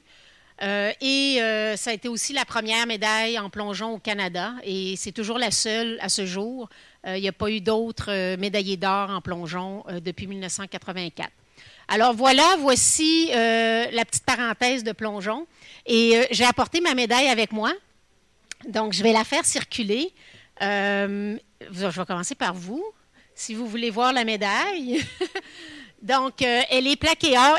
Non. It's plated gold. Ça vaut 100 $. Et donc, ça ne vaut pas la peine de se pousser avec. Et un jour, si vous voulez, ceux qui sont dans les communautés, en Jamaisie, j'étais à Lebel hier, donc je l'ai montré à certaines personnes, en fait, les directions d'école. Hier, j'étais avec des organisateurs qui sont sur le terrain ici, qui travaillent beaucoup en saines habitudes de vie. Donc, ceux qui sont les CRI, si vous voulez, que j'aille rencontrer éventuellement vos jeunes, ça va me faire plaisir de le faire pour leur permettre de toucher une vraie médaille. Donc, voilà, j'ai 2 petites anecdotes en lien avec le vidéo. Lorsque mes filles étaient petites, parce que je suis maintenant maman de 3 grandes filles, lorsque mes filles étaient petites, souvent elles se faisaient dire « Vas-tu plonger comme ta mère? Vas-tu nager comme ta mère? » Et je leur ai montré le vidéo qui est là, jusqu'au moment où ma plus vieille se retourne vers moi et elles me disent « Wow, elle est très bonne la madame. » Mes filles ne m'ont jamais reconnue. Donc, on poursuit aujourd'hui. Mes filles sont beaucoup plus grandes. Elles sont maintenant les 3 à l'université, dont une qui est nutritionniste, une qui est en orthophonie et l'autre qui est en physiothérapie. Donc, les 3 sont pas mal dans le milieu de la santé. On poursuit. On rentre maintenant dans le vif du sujet pour parler d'environnement favorable. Lorsqu'on parle d'environnement favorable, c'est vraiment de dire que ce qu'on fait dans notre environnement peut vraiment faire une différence sur les habitudes de vie des gens, de nos citoyens. 2 porte-avions aux États-Unis, on décide de faire une étude à l'insu de tout le monde. Il y a une personne sur un des 2 bateaux qui est au courant qu'on fait une étude sur tous les marins. Donc, c'est le chef cuisinier. Le chef cuisinier d'un des 2 bateaux a été formé pour modifier les ingrédients, pas le menu, les ingrédients utilisés pour nourrir les marins. On pèse les marins avant qu'ils partent et à leur retour. Quand on parle de modification d'environnement, les marins sont aucunement au courant qu'on modifie les ingrédients de leur menu sur un des bateaux. Donc, tout est pareil, le reste est pareil. Centre sportif ouvert 24 heures sur 24, der cafétéria ouvert 24 heures sur 24, les mêmes drills, le même travail, même chose. L'aliment est changé en sorte que si, par exemple, on fait un pâteau au poulet, la pâte, on met un peu de farine brune, on ne met pas de l'huile du Crisco, on met une bonne huile végétale. Si, par exemple, on fait de la soupe aux légumes, bien, on enlève le gras, Des petites choses comme ça. On ne met pas de sel, moins de sucre dans les desserts. Donc, des petits changements dans les ingrédients utilisés fait en sorte que quand les marins sont revenus, le bateau qui n'avait rien changé de leur alimentation, les marins en moyenne ont pris 5 kilos. Le bateau d'à côté, ils ont perdu en moyenne 3 kilos. Donc, il y a une différence de 8 kilos à l'insu de tout le monde. Et pour vous dire comment l'environnement qui nous entoure a un impact énorme sur notre santé. Donc, ce n'est pas juste de dire aux gens « bouge plus, mange mieux ». Et c'est pour ça que je mets beaucoup d'emphase là-dessus, parce que notre comportement physique et alimentaire est beaucoup contrôlé par ce qui nous entoure. Je vous donne un autre exemple. Je vais dans un aréna ou je vais dans une salle communautaire. Si que je rentre et dans l'entrée, il y a une machine distributrice de liqueurs et une machine distributrice de junk food, est-ce que j'ai véritablement le choix de bien me nourrir ou de ne pas bien me nourrir? Non, parce que l'environnement qui m'entoure me bombarde de messages « viens me manger, je suis bon » et il est devant moi. Donc, c'est sûr que l'environnement, encore une fois, si je rentre dans un aréna, je patine, je m'entraîne, je fais bouger mes enfants et nous-mêmes, et après l'entraînement ou après s'être amusé sur la patinoire, je monte en haut à la cantine. Est-ce que j'ai véritablement un choix d'aliments sains et malsains ou si je prends ce qui m'est offert? Si je prends ce qui m'est offert, c'est souvent de la malbouffe. Donc, en 10 minutes, on consomme les calories qu'on a dépensées en 1h30. Et ce n'est pas compliqué. Ce qu'on mange, on doit le dépenser. Sans ça, l'effet mathématique est clair. On grossit tous ensemble. Et ce n'est pas juste une question de prendre du poids, parce qu'on n'est pas dans la stigmatisation et dans le jugement. Ça, c'est super important. C'est les problèmes de maladie reliés à cette problématique-là. On continue. Aujourd'hui, le tiers des enfants qui ont des problèmes de surpoids deviendront des adultes obèses. On poursuit. Les enfants qui sont en surpoids ou obèses ont de grandes chances non seulement d'être obèses à l'âge adulte, et surtout, plus ils vieillissent, ils arrivent au secondaire, c'est presque assurément, il va devenir obèse à l'âge adulte, mais c'est surtout, encore une fois, les maladies reliées à cette problématique-là. Et quand je vous dis ça, gardez toujours en tête là, que ce n'est pas juste le problème de l'enfant et du parent. C'est nous tous, comme décideurs, qui offrons les environnements dans lesquels ces gens-là vivent. Il faut toujours revenir à ça. Vous allez comprendre, vous, dans votre position, qu'est-ce que vous pouvez faire pour s'assurer qu'on prenne les bonnes décisions quand on est confronté à ce qu'on mange et si on bouge, oui ou non. Ce qui me fait le plus de peine lorsque je regarde cette donnée-là, c'est que ces jeunes-là sont très stigmatisés. C'est tous les problèmes psychosociaux qui viennent avec cette problématique-là. Un jeune qui est en surpoids est souvent beaucoup moins habile physiquement, est souvent stigmatisé dans une cour d'école, est souvent mal à l'aise dans son corps. Ça, c'est toutes des données démontrées. L'estime de ce jeune-là est souvent beaucoup moindre qu'une autre personne qui est active et qui mange bien. Le décrochage scolaire est plus élevé souvent chez ces jeunes-là. Et la liste continue, elle est longue comme ça. Donc, si je suis ici aujourd'hui, ce matin, c'est loin d'être juste une question de santé. C'est tout l'aspect psychosocial, tout l'aspect économique. Parce qu'une société, une communauté qui est en santé, c'est une communauté aussi qui, économiquement, est en santé. Et je vous le dis, partout au Québec, je sais que le souci actuellement, c'est beaucoup l'économie. Mais moi, ce que je leur dis, c'est qu'un jeune qui est obèse aujourd'hui et qui souffre de diabète de type 2 à 10 ans, à 30 ans, économiquement, il ne pourra même plus contribuer à notre communauté. Donc, pour moi, avant même de parler d'économie, est-ce que nos jeunes et nos citoyens sont en santé? Est-ce qu'ils vont rapporter économiquement? Est-ce qu'ils vont être actifs au travail? Une personne qui mange bien, qui est actif, est 15 % plus productif au travail. Ça, c'est toutes des données démontrées scientifiquement. Donc, être actif pour un adulte, c'est 30 minutes par jour. Un enfant, c'est minimum 60 minutes par jour. Minimum. On poursuit. Un jeune devrait bouger un minimum de 60 minutes par jour. Quand on dit bouger, ce n'est pas juste d'aller jouer au hockey une fois par semaine. C'est d'être actif au quotidien.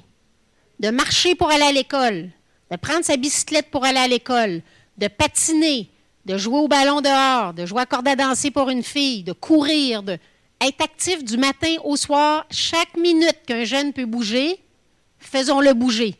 Et ça, encore une fois, ça a des répercussions sur tout le développement du jeune, pas juste la santé, tout le développement de l'enfant. Un enfant qui est actif, il arrive à l'âge du primaire, meilleur tonus musculaire, il peut rester assis, meilleure concentration, meilleur lien entre l'œil et la main. Tout ça, c'est démontré. On peut maintenant voir qu'un jeune à 5 ans qui a bien développé sa motricité a de grandes chances de ne jamais décrocher. Donc, on peut déjà faire les liens entre la réussite scolaire et le développement moteur de l'enfant. Ça, c'est de plus en plus, on s'en va vers ces données-là. Un jeune, ça, c'est des données générales à travers le Québec. 26 % des jeunes d'âge primaire, des garçons, ne bougent pas le 60 minutes recommandées. Fillettes, 49 %.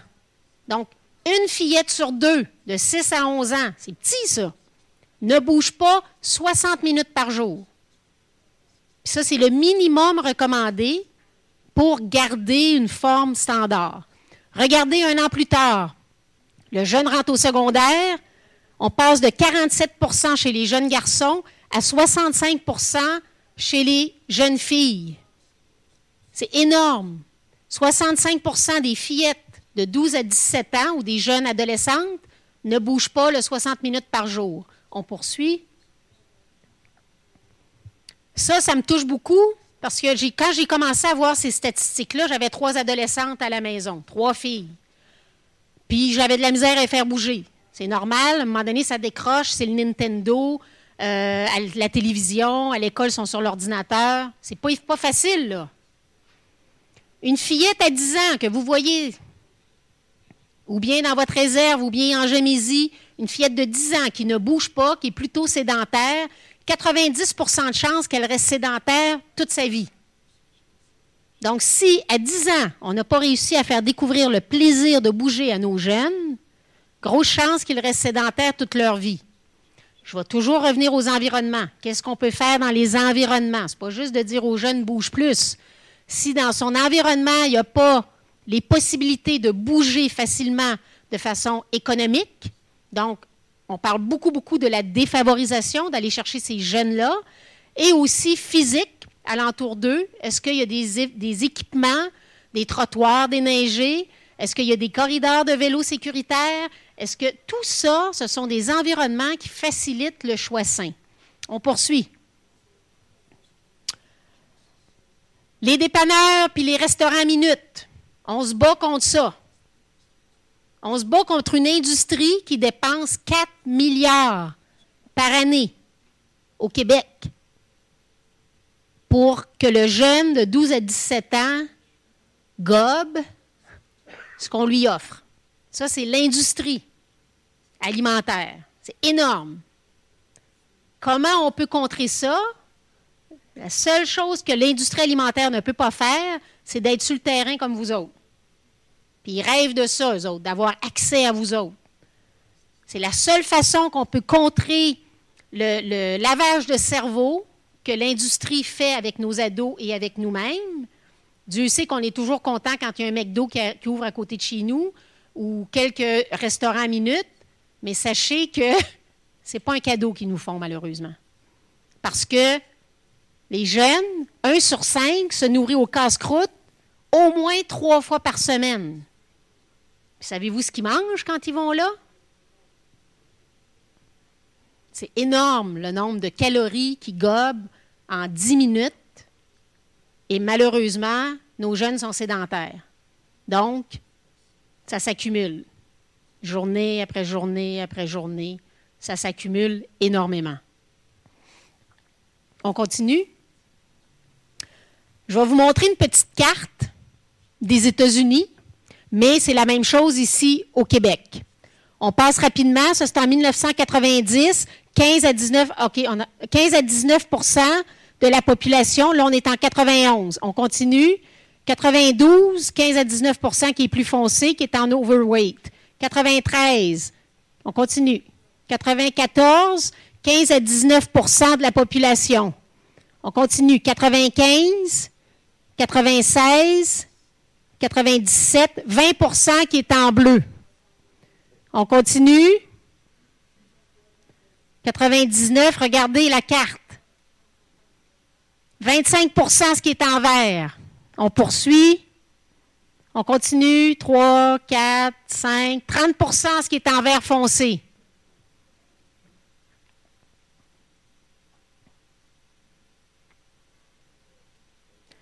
« 2010, c'est la dernière donnée qu'on a. Sachez qu'aujourd'hui, la carte est presque toute verte foncée. Et là, je vous montre celle-là, mais au Québec, c'est pareil. On est rendu aussi loin que ça. Donc, encore une fois, ce n'est pas la faute juste des enfants. Est-ce que vous venez vous asseoir à côté de moi? J'aimerais ça. Asseyez-vous là. Donc, si on est rendu là, encore une fois, c'est vraiment l'environnement et le mode de vie qu'on a aujourd'hui. Donc, on a un mode de vie de fou et on se nourrit souvent dans les restaurants minutes. On va souvent à l'épicerie pour on achète des choses toutes faites. Mais, en bout de ligne, en plus, on est sédentaire. Il y en a combien ici qui habitent à moins de 1 km ou 1,5 km de son lieu de travail? Bon, levez pas la main. La question que je vous pose, est-ce qu'on est toujours obligé de prendre l'automobile? Ben non. Et regardez ce que j'ai dans les pieds. Des souliers de marche, et je peux être très coquette et avoir mes talons, très souvent, mais je les laisse au bureau ou je les traîne dans ma sacoche. Parce que juste ce que vous portez dans les pieds fait une différence dans votre mode de vie. Donc, si vous allez travailler le matin à pied, imaginez le message positif que vous envoyez à tous vos jeunes et tous vos citoyens que le transport actif et d'avoir un mode de vie actif, c'est pas juste le samedi matin d'aller faire un tour du lac à vélo ou un tour de la réserve à vélo une journée par semaine. Un mode de vie actif, c'est au quotidien. Tout le temps.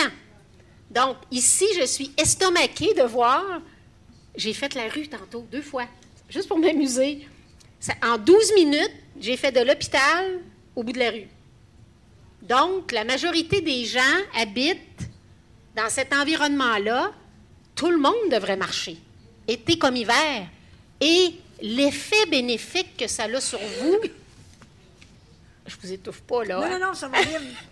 L'effet qui est pour nous et pour le message qu'on envoie, puis encore une fois, je reviens encore au message que j'ai dit au début, économiquement, on n'a plus le choix.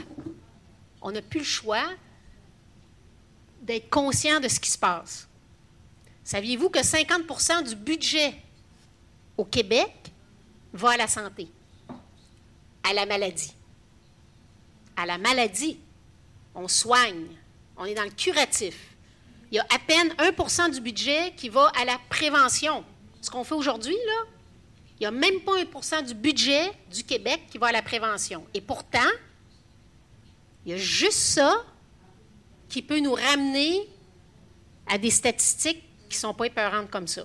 Dans 20 ans, c'est démontré que le budget du Québec, on parlait de coupure tantôt, je vous écoutais, là. Dans 20 ans, le budget de la santé ou de la maladie au Québec, ça va être 70 %.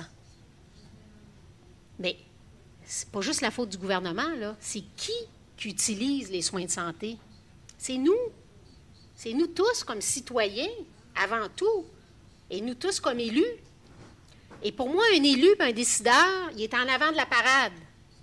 Il regarde en avant. Puis souvent, j'ai oublié de vous dire, j'ai fait mon sujet de thèse sur 8 ministres et le premier ministre de l'époque. Comment brisons-nous les silos? Puis ce que vous faites aujourd'hui, c'est briser les silos, c'est extraordinaire.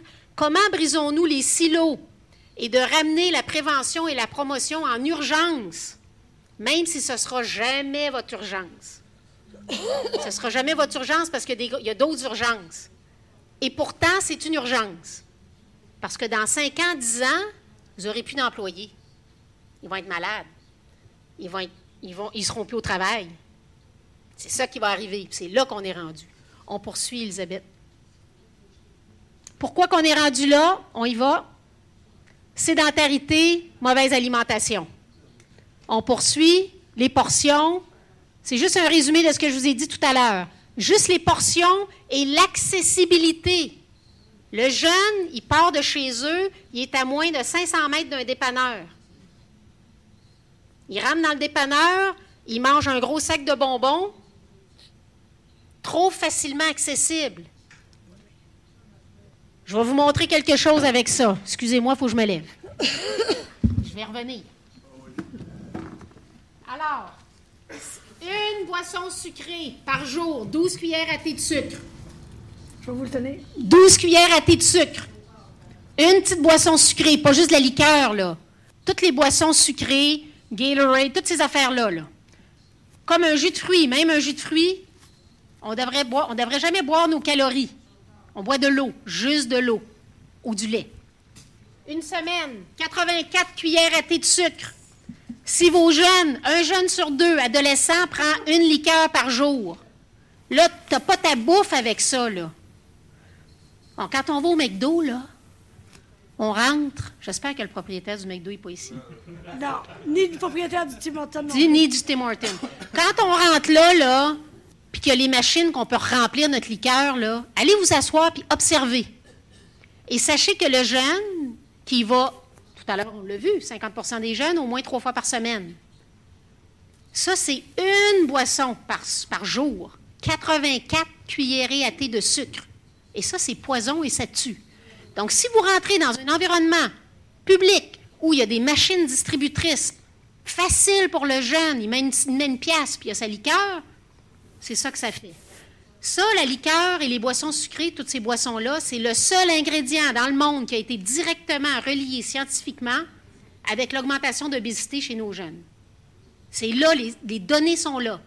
Un jeune sur 2 boit au moins une boisson sucrée, 70% de ces jeunes-là vont souffrir d'obésité, assurément. Puis il n'y a pas de menu, là, il n'y a rien, là. Je peux vous dire tout de suite que ce jeune-là, non seulement il va souffrir d'obésité, probablement souffrir de diabète de type 2, de maladies cardiovasculaires et d'hypertension. C'est là qu'on est rendu. On passe au cash ce matin. Je ne savais pas. Ça va? C'est ça, hein? Là, c'est ça. On a un bout qu'on est correct, mais on a un autre bout à corriger. Vous pensez que j'allais être cute puis venir vous présenter des petites affaires? Ben, on m'avait pas donné de détails trop tôt. Madame Renaud, il faut que je vous parle, vous. Ça, là, 1 an. Une boisson par jour. Je n'ai pas le menu de ce que le jeune a mangé avec ça. Imaginez, là, s'il y avait une poutine, un pogo, si le jeune va à l'aréna, il prend une liqueur pour dîner, il prend une liqueur pour souper, doubler, tripler, quadrupler ça. Ça rentre dans le corps de nos ados, de nos jeunes et de nos adultes. Vous pouvez aussi porter le chapeau vous-même. Voilà. On poursuit. Tiens. Ce qu'on vous demande, comme élu et décideur, c'est pas compliqué. C'est ça ici, ce qui est écrit là. Rendre les choix sains plus faciles à faire et les choix malsains difficiles à faire. Je vous reviens avec un exemple très concret. On rentre dans l'aréna. Je monte en haut à la cantine. Est-ce que j'ai véritablement un choix présentée à moi? S'il y a juste de la malbouffe. La réponse est non. L'alternative, c'est d'offrir un choix sain. Donc, j'ai véritablement le choix. Si je rentre dans un environnement et tout ce qui m'est offert, c'est des machines distributrices de liqueurs et de chocolat et de chips, est-ce que j'ai véritablement un choix? Dans votre environnement de travail, quand on rentre, est-ce qu'on ne peut pas mettre un panier de fruits et de légumes, un panier de fruits? Il faut rendre le choix facile, celui qui est sain, et le choix malsain, difficile. Transport actif. Plus il y a de pistes cyclables, plus il y a de trottoirs sécurisés déneigés l'hiver, que la piste cyclable parte de votre environnement et d'amène à l'école. Pas juste pour faire du tourisme. On appelle ça un parcours utilitaire. Partir de chez vous, vous rendre au parc, vous rendre au dépanneur et vous rendre à l'école. Ça, c'est ce qu'on appelle un transport actif utilitaire. Même chose pour vous. Marcher de chez vous, vous rendre à pied. La meilleure façon pour évaluer les environnements, c'est de le faire soi-même. Prenez votre bicyclette, faites-le le parcours. Vous allez voir si c'est un environnement favorable au choix sain, c'est-à-dire qu'il y a le transport actif. Donc ça, c'est vraiment les deux phrases que, comme décideur, à chaque fois que vous prenez une décision à votre conseil de ville, conseil de bande, posez-vous la question, est-ce que ça a un impact négatif sur la santé de mes citoyens? Et j'ai mis au défi presque tous les élus au Québec, à chaque fois qu'il y a une décision qui se prend, que ce soit économique, les égouts, n'importe quoi, il y a toujours un impact sur la santé, tout le temps. Parce que quand on fait une rue, on peut y penser tout de suite. Faisons en sorte qu'il y ait un corridor sécurisé pour que les gens, à chaque fois qu'on prend une décision, on peut avoir un impact sur la santé. On continue. Des idées pour agir, on poursuit. Je vous ai parlé, le transport actif. Si on réussit juste à renverser la tendance, en 30 ans, 50%, il y a eu une diminution de 50% des jeunes qui marchent ou qui prennent la bicyclette pour aller à l'école. 50%. On a passé de 80% dans les années 70 à 30% aujourd'hui. Et ici, c'est même plus bas dans la région. Donc, juste de renverser ça, nos jeunes sont actifs un minimum de 30 minutes. Ça a l'air de rien, là. Même si c'est une distance de 500 mètres, ça fait une différence dans sa santé. Le frein numéro 1, la crainte des parents. Alors, qu'est-ce qu'on fait? On doit travailler ensemble. Comment sécuriser les parents, les médias, sensibiliser, avoir un discours positif, tout le monde. Et si vous, les élus, vous le faites, le message que vous envoyez, c'est que c'est bon pour le jeune, c'est bon pour moi aussi, là. Tout ce que je dis depuis tantôt, ça nous concerne comme adultes. Je suis aussi maman, j'ai aussi 50 ans, je fais une vie de fou, mais ça fait partie de mon horaire. Parce que je sais que si je ne le fais pas, je ne serai pas performante au travail. On poursuit. Petite vidéo, je ne sais pas s'il va marcher. Ah, c'est pas grave s'il n'y a pas de son. Pour vous montrer c'est quoi le transport actif et comment l'environnement est important.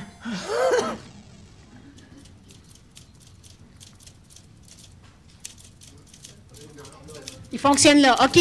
Donc, ce que je vous dis, ça, c'est un jeune qui a 650 mètres à faire pour aller à l'école. Ah. On a mis une caméra derrière eux, la maman qui suit, évidemment.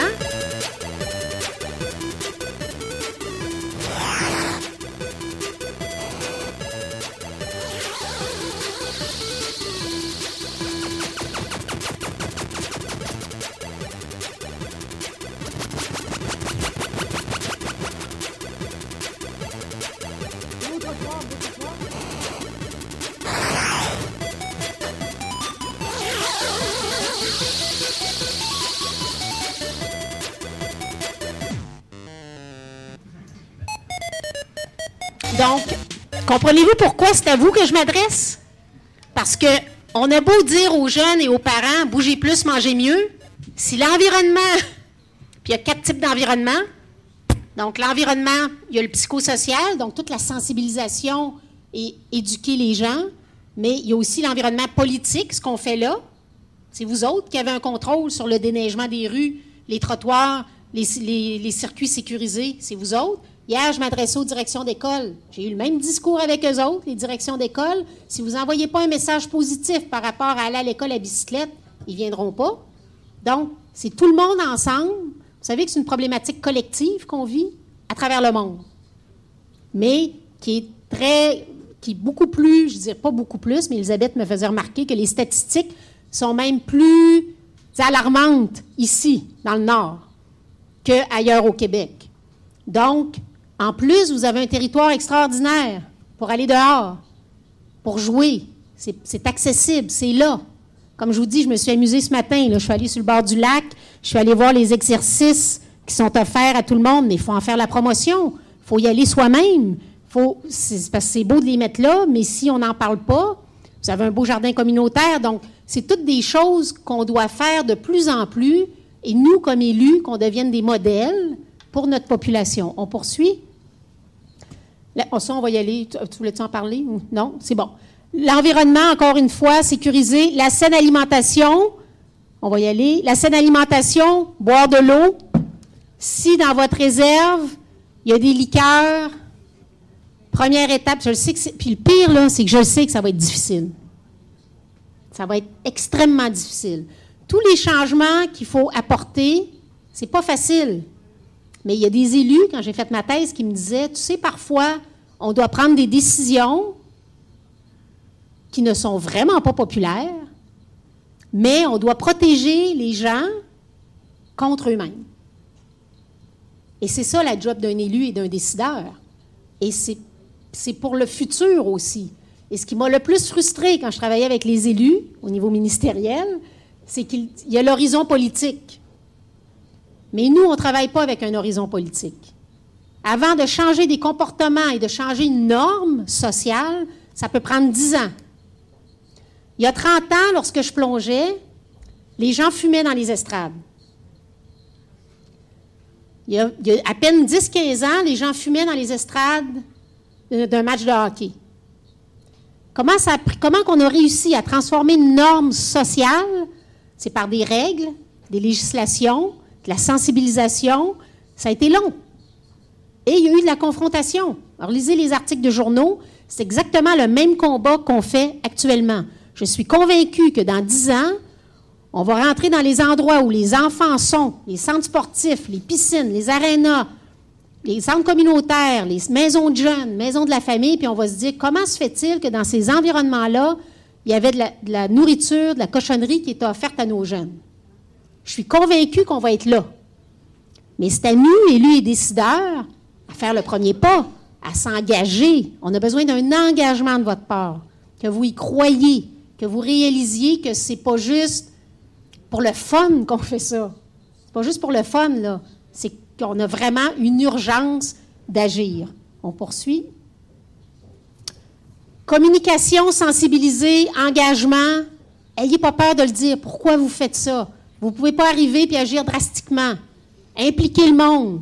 Embarquer le monde là-dedans. C'est un mouvement qu'on est après faire à travers le Québec. Puis comme je vous dis, on le vit partout au Québec. Il y a des endroits que c'est extraordinaire ce qu'ils ont fait. Juste le transport actif, en 2 ans, ils ont passé de 30 de marcheurs à 50 de marcheurs. Parce que les professeurs, les directions d'école, les élus, tout le monde a embarqué dans la vague et tout le monde s'est remis à marcher. Et ça, dans des petites communautés et des grandes communautés. Mais il faut que nos décideurs embarquent là-dedans. On continue.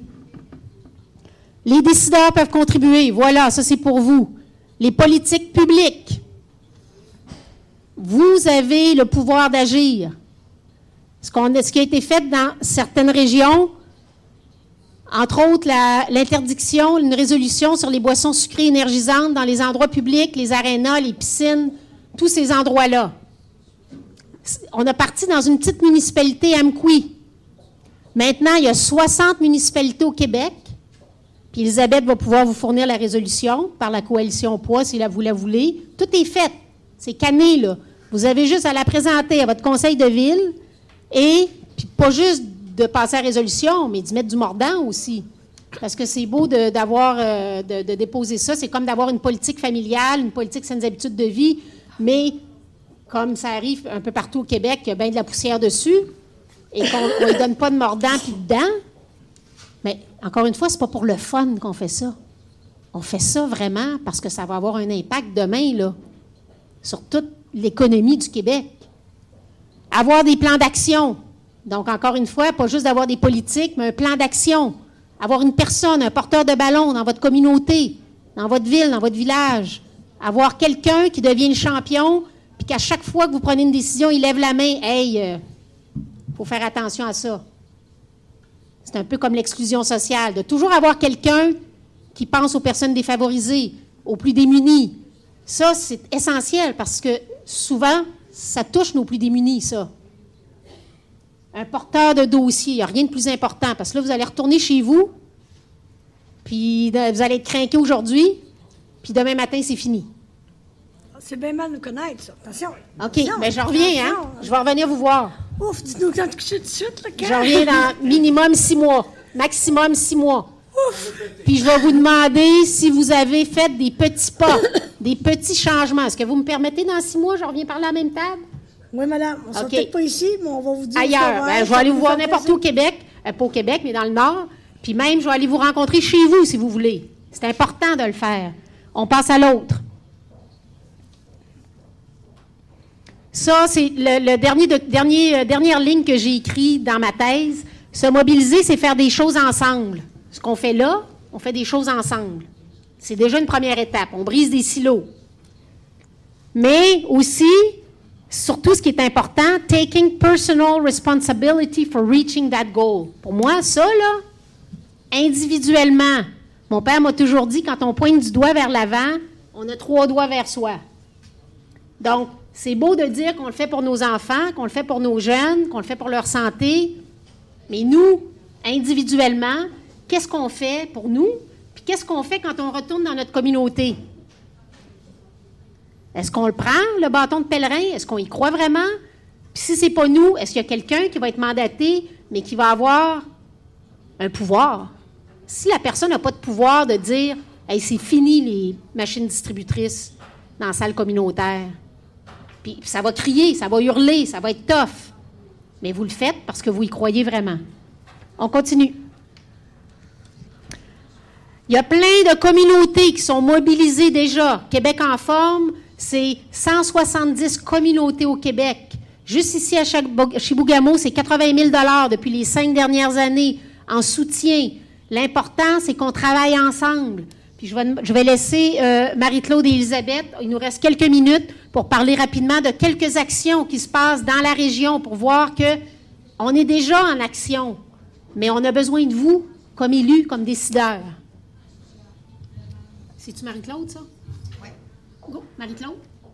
Je vais la laisser s'en venir.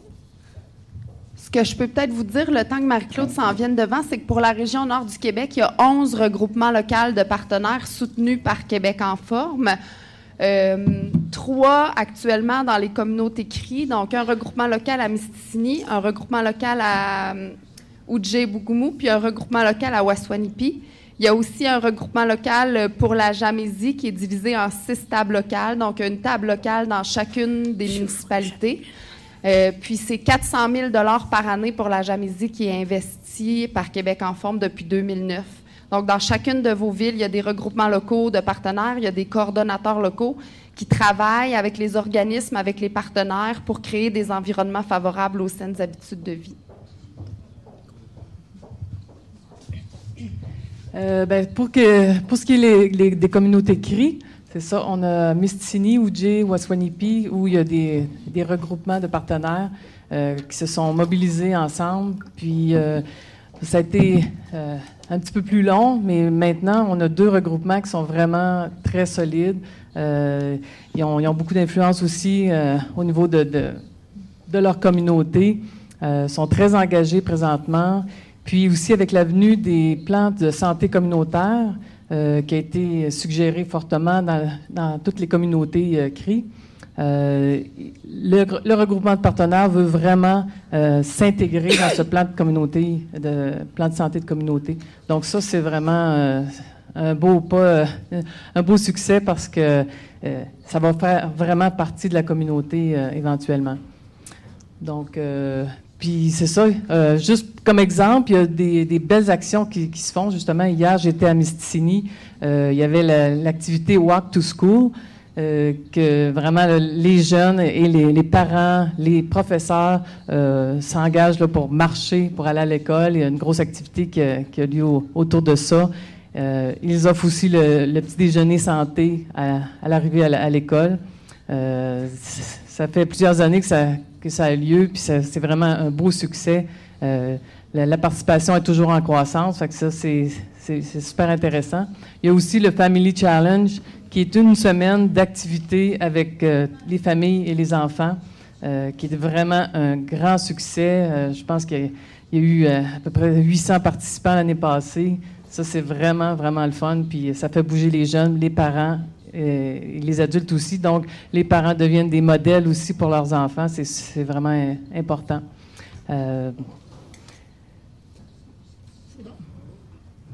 Merci beaucoup, Marie-Claude. Et je voulais vous ajouter que Marie-Claude, c'est aussi une Olympienne. Donc, vous avez 2 Olympiennes des Jeux de 84, la même olympique en plus. Donc, elle était cycliste en 1984 et c'est elle qui s'occupe, entre autres, elle est responsable régionale de tout le Grand Nord et elle est responsable des CRI. Dans les initiatives pour la Jamaisie, il y en avait vraiment beaucoup. Là. Dans chacune des communautés, on a essayé d'en faire ressortir. Puis là, tantôt, je voyais Mme Cyr me faire des petits clins d'œil. On dirait que le discours de Sylvie est arrangé, mais je vous jure que non. C'est le discours qu'elle livre partout. Là. Je voyais me faire des clins d'œil. Donc, dans les environnements pour promouvoir la saine alimentation, les jardins communautaires, évidemment, c'est un environnement favorable. Celui de Chibougamau était magnifique cet été. Les carottes étaient excellentes. Alors, c'était une des initiatives. Puis j'ai mis la seconde que j'ai mis, c'est l'aménagement qui a été fait à Val-Canton. Le petit parc avec les modules pour que les gens puissent s'entraîner dehors, le petit pont, c'est magnifique, c'est beau. C'est aussi un environnement favorable. Quand c'est beau, c'est bien aménagé. Les gens ont le goût de sortir dehors, ont le goût d'aller marcher. Donc, comme je vous dis, j'aurais pu en mettre dans chacune des municipalités. Il fallait faire des choix. Ça, c'était mes choix d'aujourd'hui. Merci beaucoup, Elisabeth. Donc, on poursuit avec l'autre. Et en passant, vous êtes chanceux dans la région parce que vous avez Elisabeth ici, entre autres, pour toute la Jamaisie, qui a de grandes compétences, des connaissances. Puis sachez que derrière Elisabeth pour la Jamaisie, il y a toute une équipe. On est plusieurs sur le terrain. Il y a des kinésiologues, il y a des nutritionnistes. Donc, il y a toute une équipe qui supporte. Puis, comme je vous dis, il y a 170 regroupements à travers le Québec, donc il y a beaucoup d'expertise, de connaissances. Puis pour les CRI, bien, il y a Marie-Claude qui est là et pour tout le nord du Québec aussi. Donc, encore une fois, localement, et ça, c'est Québec en forme, il croyait vraiment qu'il faut qu'il y ait une capacité d'agir de la communauté. Il ne faut pas que ça vienne d'en haut. Donc, c'est important que les solutions viennent de vous. Et c'est avec vous qu'on travaille. Et nous, on est là vraiment en soutien. Je termine avec cette image-là, et c'est ma dernière parenthèse de plongeon, parce que je crois beaucoup, beaucoup à la visualisation et à la vision, et c'est pour ça que j'aime parler à des visionnaires puis des gens qui sont en position décisionnelle. Lorsque j'avais 17 ans et que je suis déménagée à Montréal 2 ans avant les Jeux olympiques de Los Angeles, j'ai mis ça sur mon frigo. Los Angeles, Sissou 84, 16 heures, médaillé d'or, tremplin 3 mètres. Donc, c'était vraiment pour moi l'image que j'avais de ce que je voulais, pourquoi je voulais ça et pourquoi je suis déménagée à Montréal pour poursuivre mon entraînement. Et donc, c'était important pour moi d'aller jusque-là, mais surtout de faire les efforts qui sont nécessaires pour se rendre jusque-là. Donc, ce que je vous inviterais aujourd'hui, c'est de faire la même chose pour vous, premièrement. Qu'est-ce que vous allez changer dans votre vie demain matin? Il ne faut pas attendre trop longtemps parce qu'on l'oublie, puis on retombe dans notre vie, dans notre quotidien. Qu'est-ce que vous allez faire vous-même pour changer certains comportements dans votre quotidien? Pour vous, mais surtout parce que vous êtes des modèles. Vous êtes vraiment des modèles dans votre communauté, chacun d'entre vous. Et qu'est-ce que vous allez faire dans votre communauté? Rapidement, des petits pas pour faire en sorte qu'il y ait plus de jeunes qui bougent, plus de familles qui bougent, et surtout qu'ils aient accès à des aliments sains au plus d'endroits possible pour que ce soit facile, encore une fois, de faire les choix sains et difficile de faire les choix malsains. On finit avec la dernière. Donc, merci beaucoup. Il est 12h02. Je pense que je suis dans le temps. C'est correct. Merci infiniment de votre présence. Je vais rester un petit peu s'il y en a qui ont des questions ou qui ont des commentaires, puis je reviens vous voir dans moins. Ah oui, j'aimerais ça qu'on prenne une photo, parce que pour moi, c'est le fun de pouvoir tous vous rencontrer ici. Et si ça ne vous dérange pas, je vais le tweeter. C'est correct. Avec plaisir. Puis, dans 6 mois, on se revoit. Oui, bon, je vais regarder où est-ce qu'on va être. Madame Bernier, je tiens à vous remercier. C'est le mérite d'être clair et limpide. Honnêtement, les boys et les filles, je ne m'attendais pas à ça ce matin, mais le message est clair. Je dois vous avouer que mon collègue, M. Bobich et moi-même, nous sommes des abonnés Twitter de la région. Ça commence tranquillement. Et il faut que je vous dise aussi, Mme Bernier, quand dans les communautés CRI dans le Nord, de façon générale, Facebook, on est vraiment... on se branche pas mal. Ceci étant dit, c'était clair. Effectivement, dans 6 mois, on va voir, on ne sait pas exactement quelle rencontre on va être, mais on va regarder ce qu'on peut se faire. Là, on est enregistré, on n'a pas de problème. On a aussi une belle habitude... chez nous, Mme Bernier. Habituellement, on est écoutant et on est des gens de vision et d'avenir. Effectivement, on est... J'agaçais aussi aujourd'hui, je disais, vous n'avez pas l'ensemble des membres, mais vous avez la crème des sportifs, parce qu'on est quand même des gens, je vous dirais, relativement actifs. Quand je regarde l'ensemble de mes collègues ici présents, de par nos activités traditionnelles ou sportives ou autres, puis effectivement, on a des belles activités, puis on a de l'espace pour le faire, puis on aime ça. Ceci étant dit, j'ai pris note que la poutine, je pensais que c'était santé, ma portion de patates, la petite sauce pour agrémenter, écoutez, là, je tombe des nues, là. Puis je la prenais feuilletard avec des piments, mes trêves de plaisanterie. Le message est... on a beaucoup d'acquis de conscience, et moi la première. Ceci étant dit, on a une tradition chez nous. Quand les gens viennent chez nous, on aime qu'ils partent avec un souvenir de la rencontre et des échanges que vous aurez avec les gens un peu chez l'heure du dîner. J'espère juste que le menu y est de circonstance. Mais moi, j'ai cette inquiétude-là depuis tantôt, pour me dire que oui. Mais ce qu'on essaie de faire aussi, c'est de laisser un souvenir aux gens qui viennent nous visiter, parce qu'on est fiers de notre région. On est des élus, puis est-ce qu'on veut travailler ensemble. Aujourd'hui, ce qu'on fait ici depuis le 1er janvier 2014, c'est unique dans le monde. C'est tout un saut, peut-être pas un plongeon qu'on a fait tout le monde ensemble, mais c'est un petit saut périlleux qu'on a fait, de dire qu'il faut travailler ensemble, CRI Jamaisien. On s'évertue à le faire, mais je pense qu'aujourd'hui, le défi que vous nous avez donné, c'est d'abord et avant tout, comme leader, de s'occuper de notre santé, d'être plus actif. Actif, je pense qu'on n'est pas pire. Ça, là-dessus, on pourra avoir une belle surprise, je pense, autour de la table. Au niveau de l'alimentation, écoutez, là, moi, j'ai des changements à faire concernant la poutine. J'ai 2 sœurs et une mère qui seraient très fiers. Ils vont aller voir votre présentation sur vidéo, parce qu'il faut comprendre qu'en allant sur le site Internet, l'ancienne MBJ, les gens, alors les citoyens de la région, quels qu'ils soient, en Belgium et Uichi, pourront prendre connaissance de votre... on pourra peut-être, M. Simard, s'organiser pour mettre un petit élément via mon Twitter, ou en tout cas pour informer les gens que Mme Bernier nous a fait une présentation. Je pense que ça va intéresser beaucoup de citoyens. Ceci étant dit, j'ai un petit livre, parce qu'on pense que c'est important que vous connaissiez la région du nord du Québec. C'est la Belgium des uns et des autres. Ça a été fait par un docteur et un géologue. Et c'est vraiment le premier volume dans lequel on a l'histoire, autant géophysique que sociale et culturelle, où on présente les CRI et les Jamaisiens. Wow. Et on est très heureux de vous remettre ça. Et malgré le discours éditorial que vous m'avez fait aujourd'hui, pour moi, c'était quand même un plaisir et un privilège de vous souvenir, parce que moi, je me souviens d'avoir vu ce plongeon-là. À l'époque, je faisais des petits flics à floc, mais franchement, on était fiers de vous et on est encore heureuse. Là, aujourd'hui, il faut que je digère un peu, mais ça va venir avec le temps. Fait, Madame Bernier, merci beaucoup. Moi aussi, je peux être direct. Oui, c'est bon. Merci beaucoup. C'était un plaisir. Merci beaucoup. Si vous nous permettez, on va finir notre réunion. Oui. Et après ça, je suis certain qu'on va vouloir prendre des photos avec vous, avec votre équipe. Peut-être pas les sacs de sucre, là, ça, on va les mettre de côté. Mais ça va nous faire plaisir de regarder au niveau des photos. Merci, c'est super gentil. Puis à tout à l'heure.